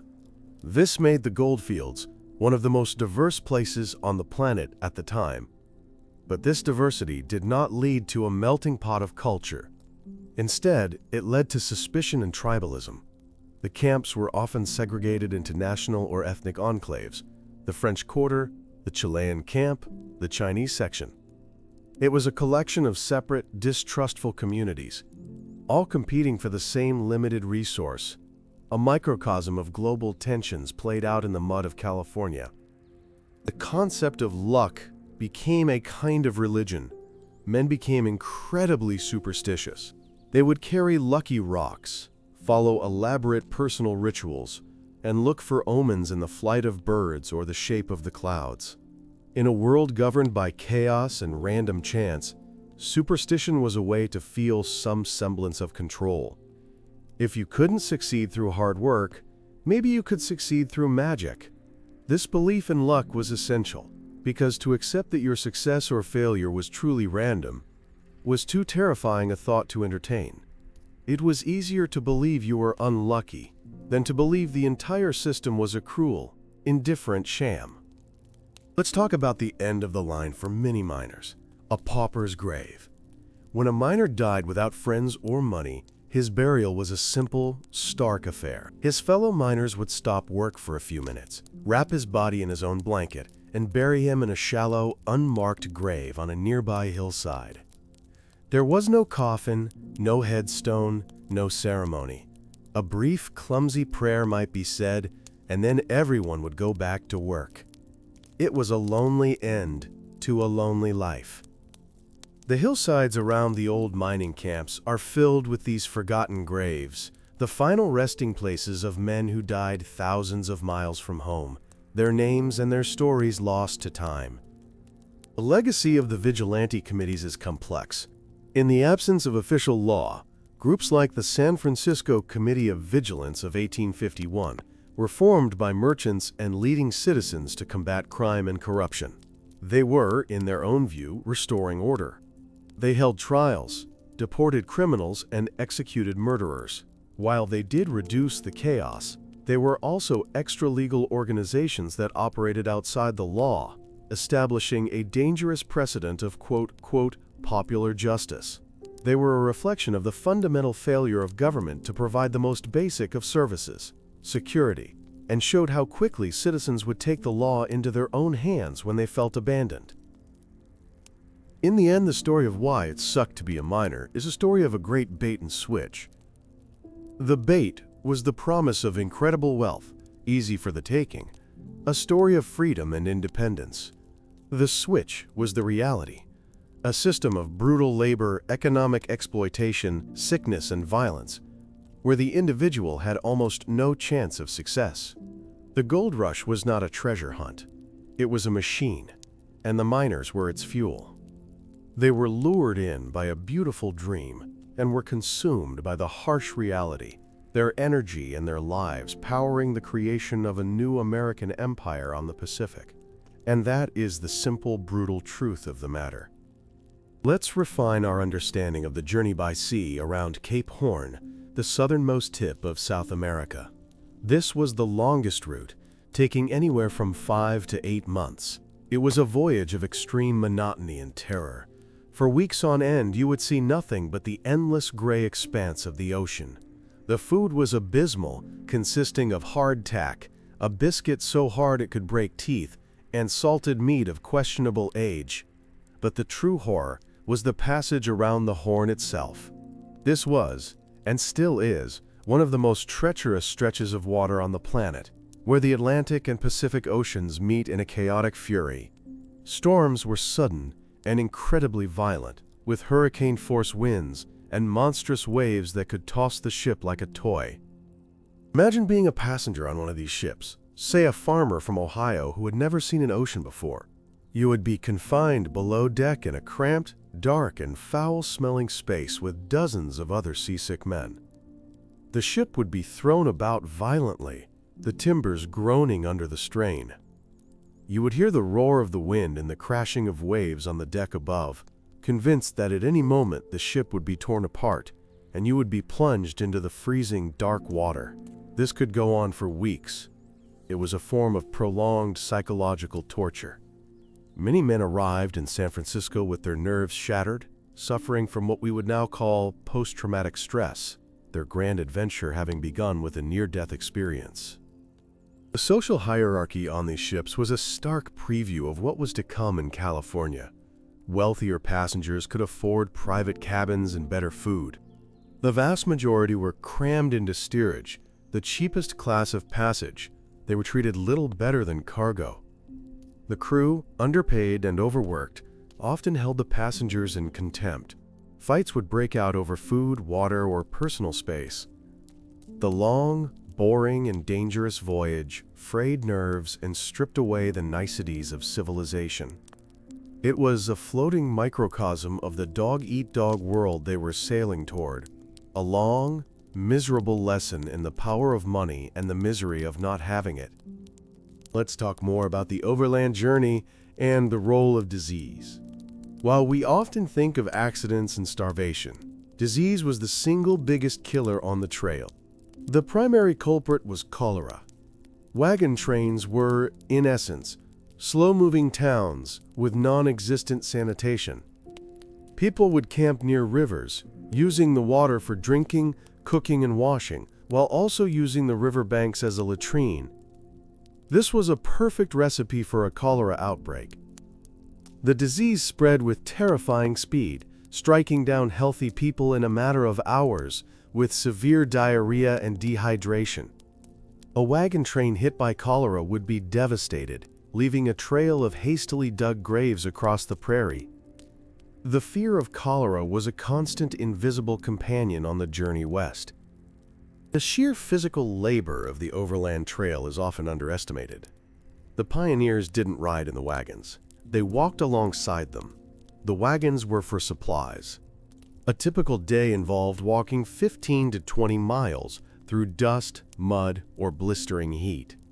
When you reached a river, you might have to unload the entire wagon, float it across, and then reload it on the other side. When you reached a steep hill, you would have to double-team the oxen and physically push the wagon up the slope. It was relentless, grueling work, day after day, for 6 months. It was a test of endurance that broke many people before they ever saw the mountains, let alone the gold fields. Let's delve deeper into the economics of the mining camp with a specific example: laundry. As we mentioned, women could make a fortune washing clothes. But let's look at it from the miner's perspective. You have one or two changes of clothes, which are perpetually filthy with mud, sweat, and grime. You could wash them yourself in the river, but this meant taking precious time away from mining, and you likely had no soap, so you would pay a laundress an exorbitant fee. One account from the time tells of a man sending his laundry all the way to Honolulu by ship, because it was actually cheaper to have it washed and sent back across the Pacific than to have it done in San Francisco. This single fact illustrates the insane, distorted economy of the gold rush better than almost anything else. The concept of a day off was a luxury few could afford. While some camps observed a semblance of a Sunday rest day, it was not a day of peaceful relaxation. It was a day for chores. You had to mend your torn clothes, sharpen your tools, repair your tent, and go into the nearest supply town to buy your provisions for the week, paying the outrageous prices. It was a day of practicalities, not rest. The idea of leisure, of having time for yourself with no obligations, was a distant memory of a past life. The relentless pressure to work and survive consumed every waking moment, 7 days a week. Let's consider the specific tools of coyoteing. You would descend the shaft, then lie on your side in the narrow horizontal tunnel. You would use a short-handled pick to chip away at the rock and dirt in front of you. You had to drag a small bucket or a piece of hide with you to load the debris, which you would then have to painstakingly drag back to the main shaft so your partner could haul it to the surface. It was claustrophobic, exhausting, and incredibly inefficient. The air was so poor that your candle would often burn with a low, weak flame, a constant reminder that you were running out of oxygen. It was the most desperate of all mining methods, a literal journey into the underworld. The psychological effect of this darkness was profound. Working for hours in a cramped, dark space, with the weight of the earth pressing in on you from all sides, could induce a state of intense anxiety and paranoia. Every sound was magnified. Was that the earth settling, or was the tunnel about to collapse? Was that the sound of your partner above, or was it something else? Your mind would play tricks on you. Many men simply couldn't handle it, abandoning the method after a single attempt. Those who could endure it were a special breed, men whose desperation had overcome their most primal fears. Let's talk about the food scams.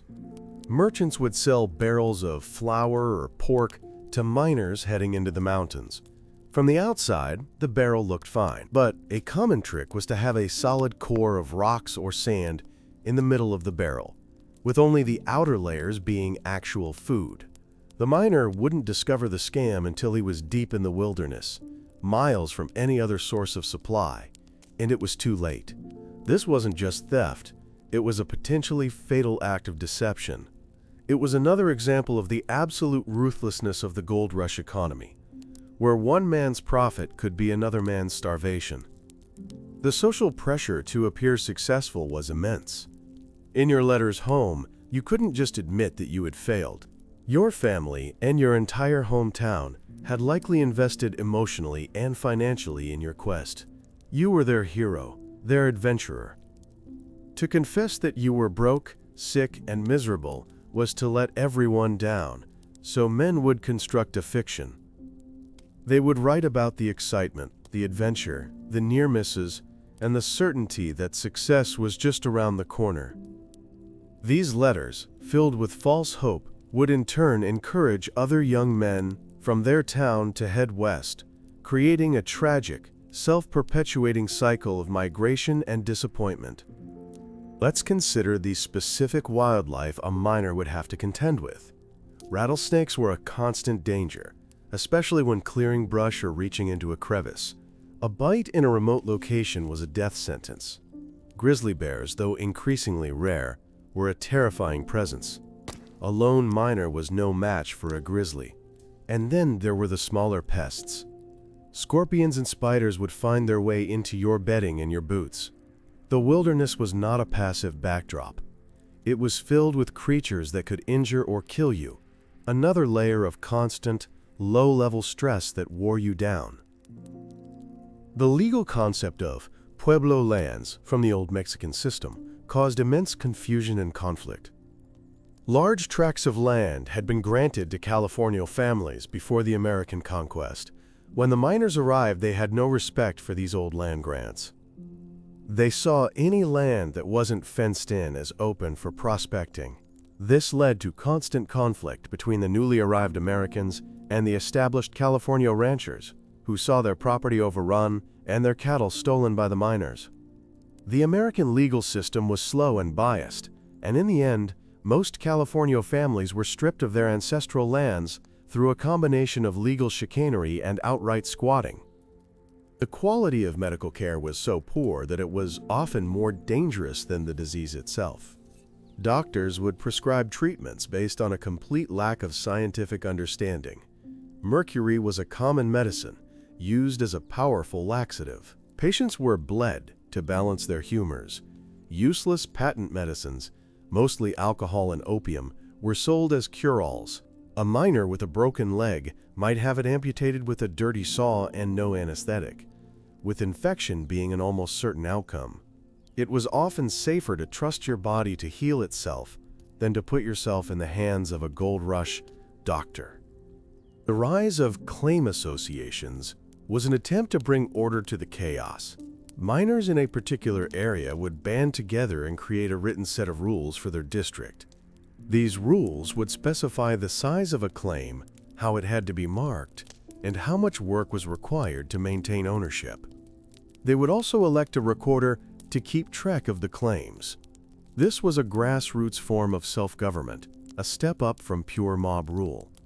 However, these associations were still exclusive, often writing rules that explicitly barred Mexicans, Chinese, or Native Americans from holding claims in their district. It was order, but it was a discriminatory order. Let's talk about the simple misery of being wet. In the rainy season, from late autumn to early spring, it rained constantly. The camps turned into bottomless pits of mud. Your tent would leak. Your firewood would be soaked. Your clothes and blankets were perpetually damp. Nothing ever fully dried. This constant dampness chilled you to the bone, sapping your strength and making you more susceptible to illness. It was a miserable, clinging discomfort that you could never escape. The dream of California as a land of sunshine was, for half the year, a cruel joke. The abandonment of values was a key survival strategy. A man who was honest and trusting back home quickly learned that these qualities were liabilities in California. To survive, you had to become suspicious, cynical, and sometimes ruthless. You had to be willing to guard your property with a gun. You had to learn to look at every stranger as a potential threat. This moral transformation was one of the most tragic aspects of the gold rush. It didn't just break men's bodies.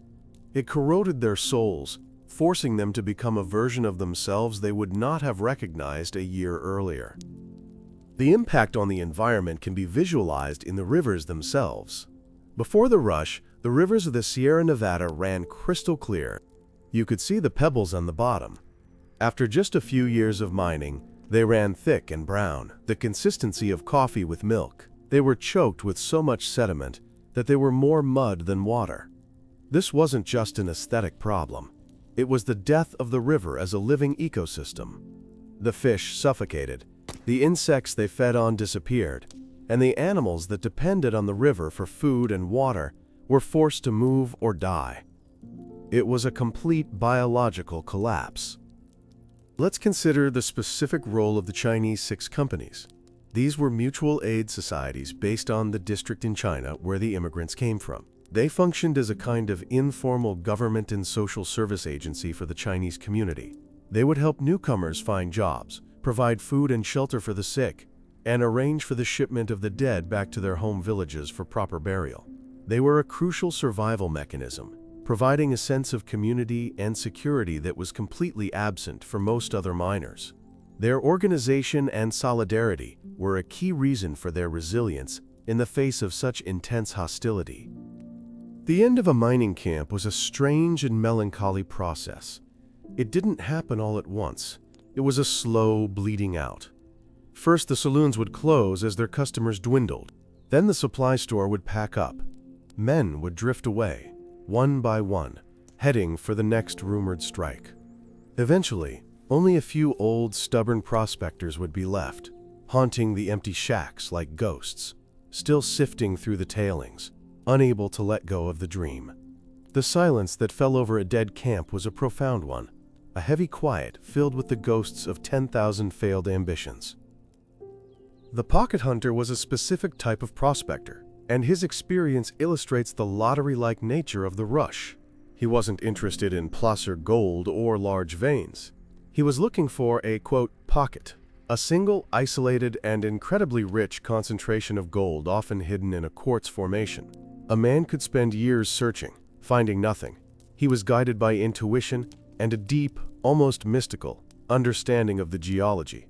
Then, one day, he might break open a rock and find it filled with thousands of dollars worth of pure, crystalline gold. He would be instantly rich. This kind of story, though incredibly rare, was powerful enough to keep the dream of the individual strike alive, even as the reality shifted to corporate, industrial mining. The physical act of paying for things with gold dust was a clumsy and inaccurate process. Every merchant and saloon keeper had a small set of scales on his counter. To buy something, you would pour a pinch of dust from your pouch onto the scale. The merchant's pinch was always bigger than your pinch. Scales could be easily manipulated. A breeze from an open door, a bit of grease on the pan, or a cleverly hidden magnet could tip the balance in the seller's favor. This constant, small-scale theft was called dusting, and it was another way the wealth of the miners was systematically siphoned away by the non-producing class. Let's talk about the noise of a quartz stamping mill. It was not just loud, it was a physical force. These mills used huge, heavy iron stamps, lifted by a camshaft, and dropped onto the quartz ore to crush it. The sound was a rhythmic, earth-shaking concussion. The ground would vibrate. It was a relentless, percussive noise that dominated the soundscape for miles around. For the men who worked in the mills, the deafness was an inevitable consequence of the job. It was a sound of immense power and industrial might, but it was also the sound of the individual prospector's dream being pulverized into dust, along with the rock. The story of the women who were respectable business owners is one of incredible fortitude. They had to navigate a world where they were a tiny minority, constantly fending off unwanted advances and demonstrating their business acumen to skeptical men. A woman like Lucinda Wilson, who arrived with her husband and started a successful boarding house, had to be tougher, smarter, and more resilient than any of the men around her. She had to manage finances, procure supplies in a chaotic market, and maintain order in a house full of rough miners. These women were true pioneers, not because they conquered the wilderness, but because they conquered the brutal social environment of the gold rush. The psychological state of being busted was a recognized condition. It meant you were not just out of money, but completely out of options. Your tools might be broken, you were too weak or sick to work, and you had no friends to turn to. It was a state of total destitution and despair. A man who was busted had two choices. He could try to beg his way onto a wagon train heading east, or he could simply wander off into the wilderness and give up. The number of men who chose the latter, their bodies never found, is an unknown but undoubtedly tragic figure. The global economic impact of the gold rush was immense. The massive influx of gold into the world economy caused significant inflation. It also helped to finance the Union cause during the American Civil War a decade later. California's gold provided a crucial economic foundation for the United States at a time of rapid expansion. So in a macro sense, the rush was a huge success. But this success is completely detached from the experience of the individual participants. It's a classic case of the historical narrative focusing on the large-scale outcomes while ignoring the immense human suffering that produced them. Let's consider the specific danger of river crossings. There were no bridges. To cross a river like the American or the Feather, you might use a ferry, which was often just a rickety raft operated by a man charging a fortune. These ferries were often overloaded and would sometimes capsize, drowning men and animals. If you couldn't afford the ferry, you had to ford the river, guiding your animals through a rushing current, hoping you wouldn't lose your footing or get swept away. The rivers that held the promise of gold were also a constant deadly threat, another of the many ironies of this world. The diet led to another, less-known affliction: land scurvy, as they sometimes called it. While not true scurvy, the sheer monotony and poor quality of the food, the endless cycle of beans, bacon, and biscuits, led to a kind of physical and mental malaise. Men became lethargic, depressed, and irritable. Their bodies were being fueled by calories, but not by nutrition. This contributed to their inability to fight off other diseases and to the general atmosphere of grimness and despair that pervaded the camps. You cannot feel hope when your body is being systematically starved of the nutrients it needs to function. The legacy of the 49ers in American culture is a powerful one. The name of the San Francisco football team is a direct reference. The image of the prospector is a fundamental archetype of American folklore. He represents the spirit of adventure, the willingness to risk it all for a dream, and rugged self-reliance. This myth is powerful because it's what America wants to believe about itself. But it's a carefully edited version of the story. It conveniently leaves out the racism, the exploitation, the environmental destruction, and the crushing failure that were the true hallmarks of the era. The myth is a comforting lie that papers over a much more complicated and uncomfortable truth. In the end, the gold itself was a curse for most who sought it. It promised freedom, but delivered a new kind of slavery. Slavery to the pickaxe, to the merchant, to the gnawing hope that destroyed men's lives. The real treasure of California was not the metal in the ground, but the land itself, the fertile valleys, and the vast forests. And in their frantic search for the first treasure, the miners did their best to destroy the second. It was the ultimate, tragic folly. They came seeking a fortune, and in the process they laid waste to a paradise, leaving behind a legacy of broken dreams and a wounded land. Let's delve into the specific details of a vigilante trial. Imagine a man accused of horse theft, a capital crime, in the goldfields. He is dragged to the center of camp. A judge is appointed, usually the owner of the local saloon. A jury of 12 men, none of whom are sober, is picked from the crowd. The accused, terrified, and possibly innocent, is given 5 minutes to plead his case. The accuser then speaks. There is no cross-examination. The jury then confers for a minute, their decision often swayed by who shouted the loudest. The verdict is guilty. The sentence is hanging. A rope is thrown over the branch of a sturdy oak tree, and within 30 minutes of the accusation, the man is dead. This was justice in the mines. The absence of familiar sounds was a form of psychological torture.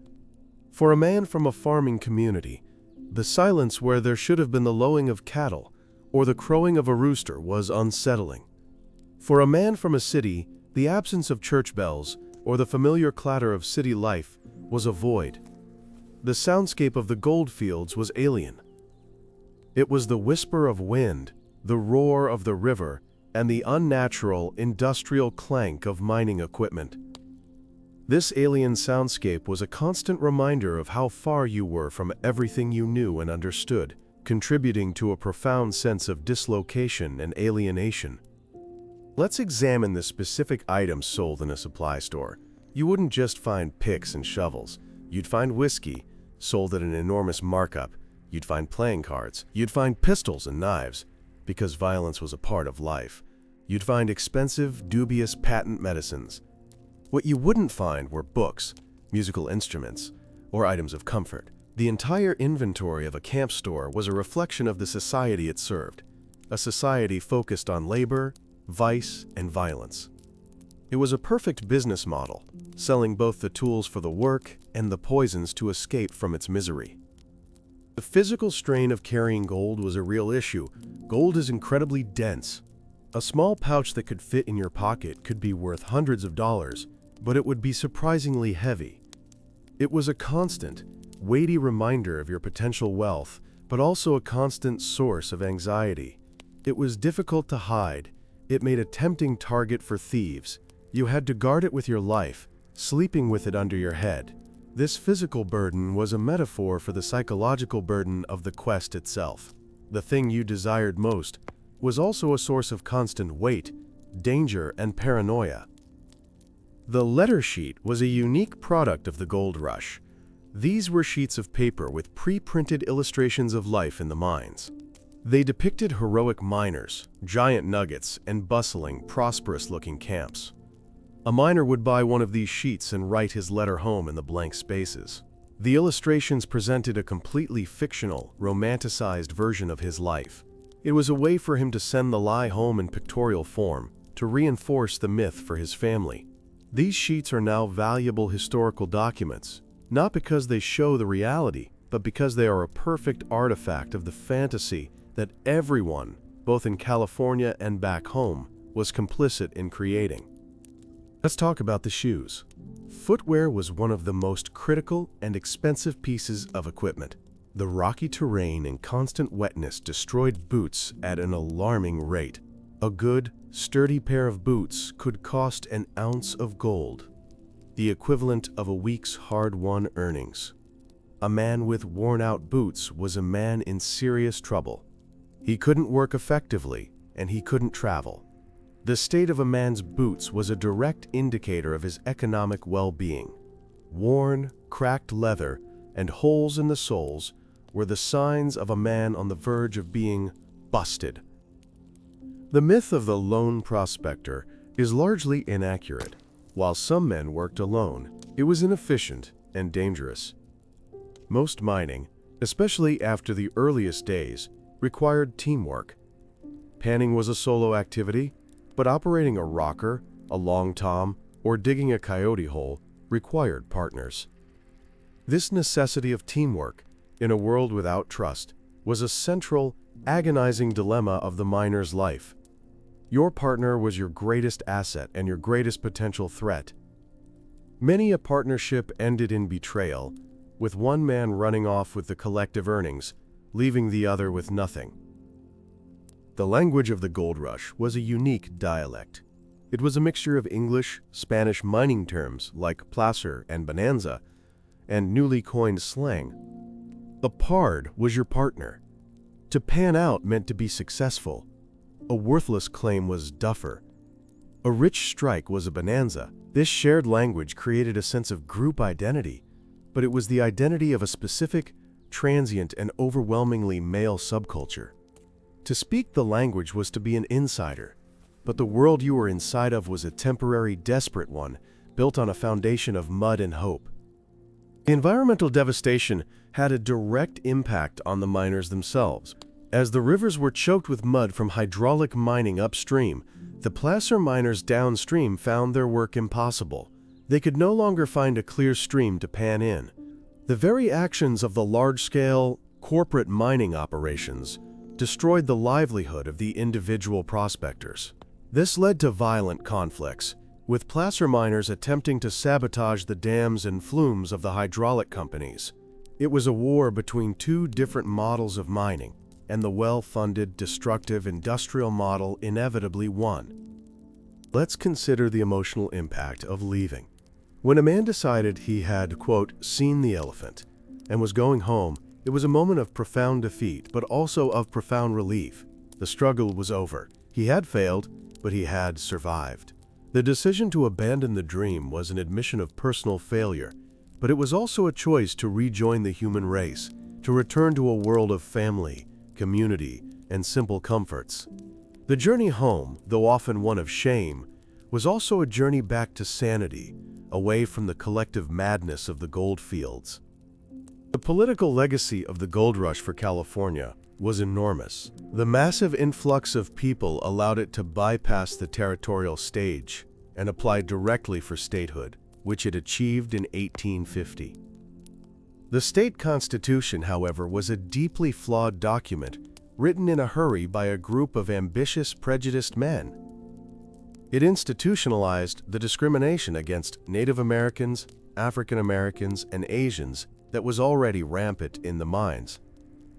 The political DNA of the new state was forged in the cynical, violent, and racist crucible of the gold rush. The specific fear of being buried alive in a coyote hole cannot be overstated. It was a death that combined all of humanity's worst fears: darkness, suffocation, and being trapped. Miners would talk in hushed tones of men whose partners on the surface heard a muffled scream and then silence. They knew their friend was still alive, just a few dozen feet below them, with a limited supply of air, but there was absolutely nothing they could do. A rescue attempt was impossible, and would likely kill the rescuers as well. It was a uniquely horrifying end, a death that left not even a body to be buried. The simple act of writing a will was a common, grim task. Many men, before heading into the mountains or starting a dangerous coyote hole, would write a letter to their family, giving instructions on what to do in the event of their death. These were not formal legal documents. They were heartfelt, often poorly spelled, letters of farewell. They are some of the most poignant documents of the era, filled with regret, love for their distant families, and a sad acceptance of the dangers they were facing. They were messages in a bottle, sent from a world where death was a constant and accepted possibility. The role of the sutler, or camp merchant, was one of immense power. He often controlled the entire economy of a small camp. He would sell supplies on credit at inflated prices to miners. This put the miners in a state of perpetual debt peonage. They were legally bound to sell their gold dust to the merchant at a price he determined, until their debt was paid off. The merchant essentially owned them. The dream of independence had dissolved into a new form of servitude, where the storekeeper, not a boss, was the master. Let's talk about the humor of the gold rush. It was a dark, cynical gallows humor. Men would make grim jokes about the terrible food, the constant danger, and their own failures. The famous writer Mark Twain, who spent time in the Nevada Silver Rush, which was a direct descendant of the California Rush, captured this tone perfectly. Humor was a defense mechanism, a way to cope with an unbearable reality. If you could laugh at the absurdity of your own suffering, you could endure it for another day. It was the laughter of men who had seen the elephant and were still standing. The impact on the native fishery was an apocalypse. The salmon runs of California's rivers were once among the most abundant in the world. Millions of fish would swim upstream to spawn, providing a crucial food source for both native tribes and wildlife. The mining debris, particularly from hydraulic operations, completely destroyed these spawning grounds. The gravel beds where the salmon laid their eggs were buried under feet of mud. The rivers became too warm and too choked with sediment for the fish to survive. Within a generation, the legendary salmon runs were a thing of the past, another casualty of the relentless pursuit of gold. The honest miner became a figure of folklore precisely because he was so rare. This was the man who worked hard, treated others fairly, and didn't succumb to the temptations of violence or vice. He was a mythic figure, a symbol of the ideal that most men failed to live up to. Stories would be told about an honest miner who returned a lost pouch of gold, or who shared his food with a starving stranger. These stories were popular because they offered a glimmer of hope, a suggestion that a man's character could survive the corrupting influence of the gold fever. But they were notable for being the exception, not the rule. The sheer physical waste was staggering. In the early days, miners were only interested in large nuggets or coarse flakes. They would discard dirt that contained fine flour gold because it was too difficult to extract with their crude methods. Later, Chinese miners would become experts at patiently working these discarded tailings, earning a living from what the white miners had thrown away as worthless. This is a perfect metaphor for the rush itself, a frantic, impatient, and wasteful scramble that overlooked the real, subtle value in its haste to get rich quick. Let's consider the story from the perspective of a mule. Your life would be one of unending toil. You would be loaded with hundreds of pounds of supplies and forced to walk over treacherous mountain trails. You would be whipped and cursed. Your food would be whatever sparse grass could be found. You were a living machine, valued only for your ability to carry a load. When you became old, sick, or injured, you would be abandoned or shot. Your skeleton, picked clean by vultures, would become another landmark on the trail, a silent testament to the brutal, unsentimental logic of the gold rush. The end of the gold rush myth did not mean the end of mining. It simply meant the end of the individual's dream. The mining industry in California became more organized, more corporate, and more technologically advanced. It continued to be a major part of the state's economy for decades, but the 49er was gone. He had been replaced by a, quote, wage worker, a man who clocked in and out of a corporate-owned mine. The adventure was over, and the business had begun. The raw, chaotic energy of the rush had been tamed and industrialized, and in the process, its mythical power was lost forever. The specific architecture of a boomtown was one of pure function over form. Buildings were erected with incredible speed, using green, unseasoned lumber that would warp and crack as it dried. There were no foundations. Structures were built directly on the mud. False fronts were often added to the front of buildings to give them an appearance of size and stability that was entirely illusory. The entire town was a stage set, a temporary illusion of a real city, ready to be abandoned the moment the gold ran out. It was an architecture of impatience. The spread of invasive plant species was another long-term environmental consequence. The miners, mules, and horses brought seeds of non-native grasses and weeds in their feed and on their coats. These aggressive species, like wild oats, thrived in the disturbed soil of the mining regions, outcompeting the native California grasses and wildflowers. This fundamentally and permanently altered the ecology of the grasslands. It was a subtle, biological invasion that accompanied the human one, another way in which the gold rush terraformed California into a new and diminished version of its former self. Let's consider the specific despair of a failed coyote dig. You and your partners might spend months digging a shaft and a tunnel, following a thin quartz vein that showed a little color. You invest all your remaining capital and your physical energy into this one bet. Then, one day, the vein simply disappears. It pinches out. You dig a few more feet in every direction, but it's gone. The crushing realization that your months of dark, claustrophobic labor have been for absolutely nothing was a soul-destroying experience. This was the moment that broke many men completely, the final, undeniable proof that their luck had run out.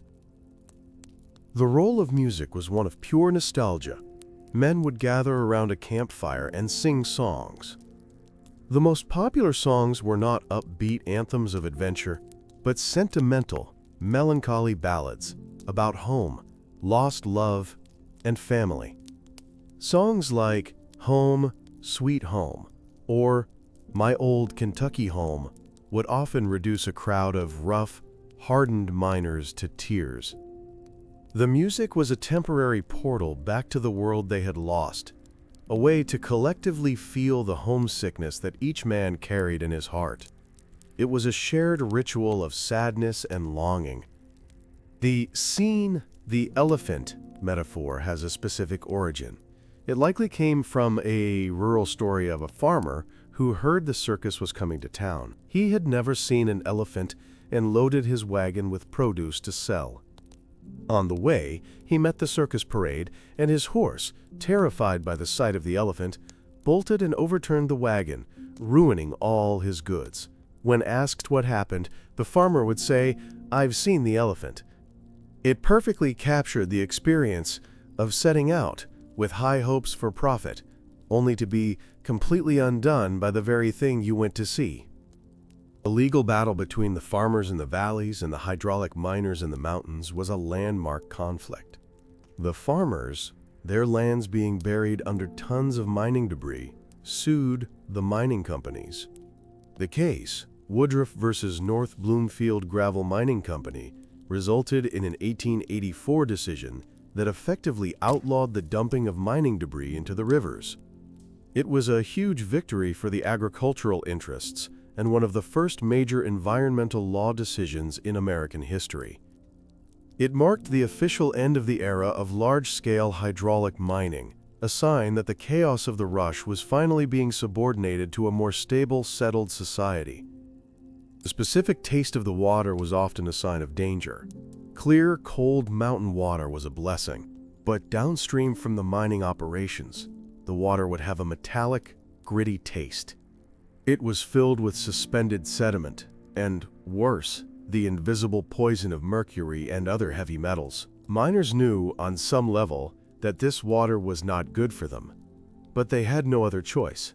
They had to drink it to survive. The very water that was the key to their mining methods was also a source of slow poisoning, another of the inescapable, cruel bargains of the gold rush. The international political consequences were significant. The gold rush firmly cemented American control over the newly acquired territory of California. Before the rush, the American presence was minimal. The massive influx of American citizens made any thought of Mexico retaking the territory, or of California becoming an independent republic, an impossibility. The gold seekers were an army of occupation, and their arrival ensured that California's destiny would be tied to the United States, for better or for worse. It was the final act of the conquest of the West. Let's consider the fate of a man's possessions after he died. If he had partners, they might go through his things and send any valuables home to his family. More often, his meager belongings, a worn blanket, a few tools, a tin cup, were simply auctioned off to the other miners. His death was another man's opportunity to acquire a cheap shovel. It was a stark, unsentimental process. A man's entire worldly existence could be sold off for a few dollars. Worth of gold dust within an hour of his last breath, his memory already fading as his peers squabbled over his possessions. So the ultimate reason it sucked to be a miner was the immense gap between the promise and the reality. The promise was one of the most powerful and seductive in human history. The promise of instant wealth, of becoming a king overnight through luck and effort. But the reality was a world that was almost perfectly engineered to crush that promise. It was a world of exploitation, disease, violence, and environmental ruin. The miners were the raw material for a historical process that was far larger and more important than their individual lives. They were the hopeful, tragic, and ultimately disposable cast of a national drama, and they paid the price for America's golden dream. The concept of fool's gold or iron pyrite was a constant source of both humor and tragedy. This mineral has a brassy, yellow shine that, to an untrained eye, looks remarkably like real gold. Many a newcomer's heart would leap with joy as he found a large, glittering chunk of it, believing he had struck it rich. He would run to the nearest camp to show off his find, only to be met with the derisive laughter of the veteran miners. The crushing disappointment of learning your treasure is worthless was a rite of passage, a hard lesson in the difference between appearance and reality. For some, the embarrassment was too much to bear, and they would quietly pack up and leave. Let's talk about the specific sound of loneliness. It was the sound of the wind whipping through a canyon at night. It was the sound of a lone coyote howling in the distance.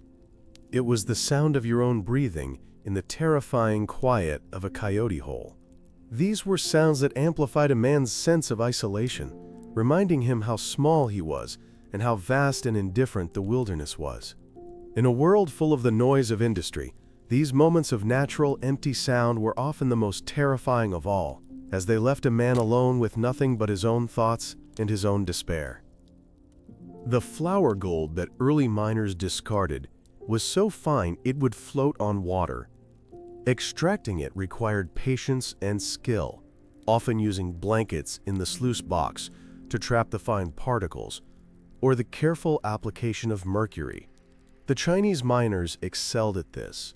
Their willingness to perform this tedious, detail-oriented work was seen by white miners not as admirable, but as suspicious.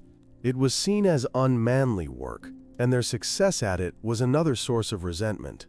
Their patience was an affront to the get-rich-quick mentality of the American miners, a clash of cultural approaches to labor and reward. The specific danger of fire was magnified by the lack of any organized firefighting capability. If a fire broke out, the only method was a bucket brigade, which was hopelessly inadequate against a major blaze. Often the only course of action was to use gunpowder to blow up buildings in the fire's path to create a fire break. This was a desperate, chaotic, and often ineffective measure. Imagine watching a fire approach your shack, knowing that the only fire department was a group of panicked men with kegs of black powder. The solution was often as destructive as the problem itself. Let's consider the perspective of the merchants in more detail. They were not necessarily evil men. They were simply rational actors in a hyper-capitalist environment. They saw a market with limitless demand and a desperate, captive customer base. They charged what the market would bear, and the market would bear almost anything. Their success was a lesson in the fundamentals of supply and demand. They understood, in a way the miners did not, that the real gold was not in the ground, but in the pockets of the gold seekers. They mined the miners, and it was a far safer and more profitable enterprise. The physical exhaustion of a miner was a unique, all-encompassing state. It was not just the tiredness you feel after a hard day's work. It was a deep, cellular exhaustion, a product of chronic overwork, undernourishment, and constant stress. It was a state where your body felt heavy, your mind was foggy, and your spirit was numb. It was a kind of living death, a state of being where you were simply going through the motions, all joy and vitality having been drained out of you. This was the default state of being for the majority of men in the goldfields. The social vacuum created by the absence of women and stable families was profound. In a normal society, women and families are a civilizing force, promoting stability, community, and long-term thinking.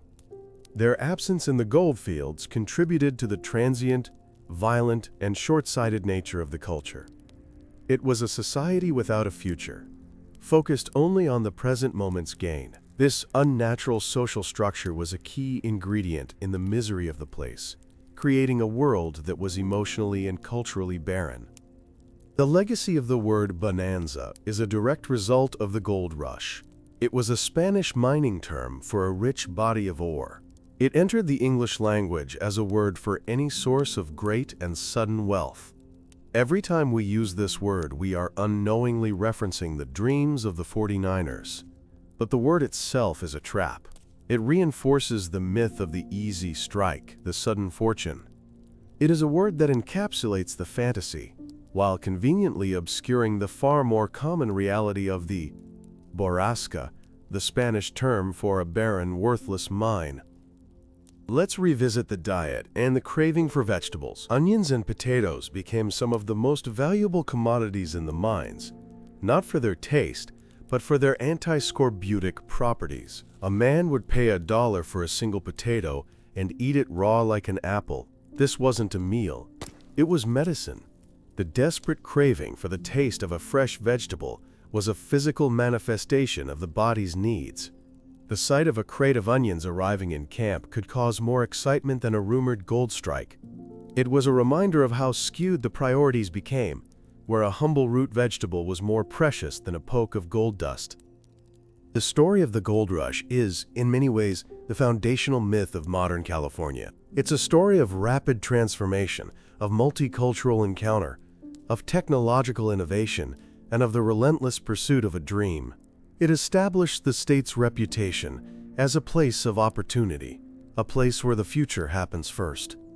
But this bright, forward-looking myth has a dark shadow. It is a shadow of exploitation, environmental ruin, and genocide. To understand California, you have to understand both the light of the myth and the darkness of the reality that created it. The Hangtown Fry is a famous dish that supposedly originated in the gold rush. The story goes that a miner who had just struck it rich walked into a saloon and demanded the most expensive meal they could make. The most expensive ingredients were eggs, bacon, and oysters, which had to be shipped in tins. The cook combined them into a strange, rich omelet. The story is a perfect fable of the rush, a sudden, extravagant display of wealth, a combination of crude and expensive ingredients, a fleeting moment of glory for a lucky man. It's a meal born of pure, unadulterated boomtown economics. The psychological impact of returning home a failure was devastating. A man would have to face the pity and, sometimes, the scorn of his community. He was the man who had gambled and lost.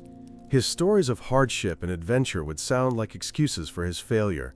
He would have to take up his old life, perhaps as a farmhand or a clerk, always living with the knowledge that he had aimed for the stars and had ended up back in the mud. For many, this psychological burden was heavier than any physical hardship they had endured in California. Let's consider the specific tools of the assayer. This was the man who would test the quality of gold or ore. He had a set of delicate scales, small crucibles, and powerful acids. He was a man of science and precision in a world of brute force. A favorable report from an assayer could start a rush to a new area. A negative report could doom it. He was a powerful figure, and not all were honest.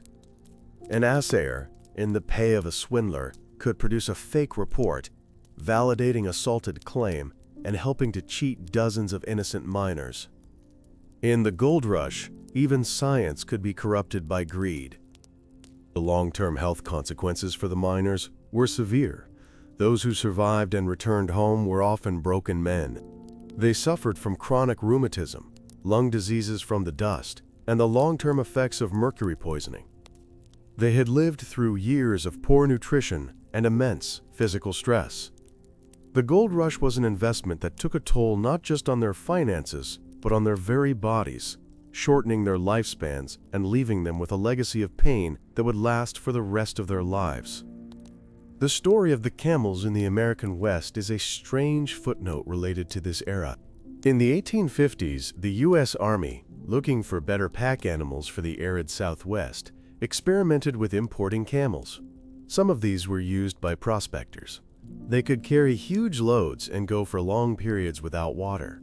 But they were ill-tempered, their feet were not well suited to rocky terrain, and American mule drivers didn't know how to handle them. The experiment was a failure, and the camels were eventually just turned loose to fend for themselves, creating a bizarre, feral population that was occasionally spotted by terrified prospectors, adding another layer of surrealism to the Western experience. The legal fiction of the mining claim was that the miner didn't own the land. He only owned the right to extract minerals from it. The land itself still belonged to the federal government. This is why the claims were governed by local rules and not by real estate law. The miner had a usufructuary right, the right to use and profit from a property without owning it. This temporary, insecure form of ownership contributed to the short-term, exploitive mentality. Why would you care about preserving the land when you didn't own it and would be leaving as soon as the gold was gone? The specific feeling of gold fever was described by many as a literal illness. It was a state of obsession where all rational thought was suspended. A man would be consumed by the search for gold. He would neglect his health, his friends, his family. Nothing else mattered. It was an addiction, and the possibility of a big strike was the drug. This fever was what allowed men to endure the incredible hardships. It was a form of madness that was socially acceptable, even encouraged, in the context of the gold rush. But it was madness nonetheless. The legacy for the city of Sacramento is immense. It was the central supply hub for the northern mines. It was founded by John Sutter Jr., the son of the man on whose land the gold was discovered. Unlike the coastal port of San Francisco, Sacramento was a river town, a place of commerce and transportation. It was the practical, dusty, workaday heart of the gold rush, while San Francisco was its glamorous, chaotic financial center. The two cities' different characters were forged in the distinct roles they played during this frantic period. Let's end with the image of a single, abandoned shovel. Imagine it half buried in the dirt on a lonely hillside. Its wooden handle is gray and splintered from the sun and rain. Its iron blade is red with rust. This simple object tells the entire story. It speaks of the hope of the man who bought it, the labor he performed with it, and the failure that led him to abandon it. It is an artifact of a broken dream. The hills of California are littered with these small, silent monuments to the thousands of forgotten men who came seeking gold but found only hardship. So, the next time you hear the words gold rush, try to look past the romantic gleam. See the mud, the sickness, and the desperation.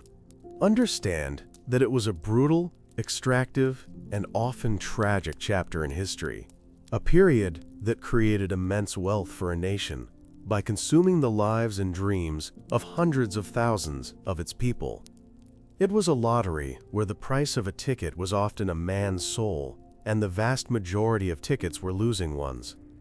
And that, in the simplest terms, is why it truly, deeply sucked to be a miner.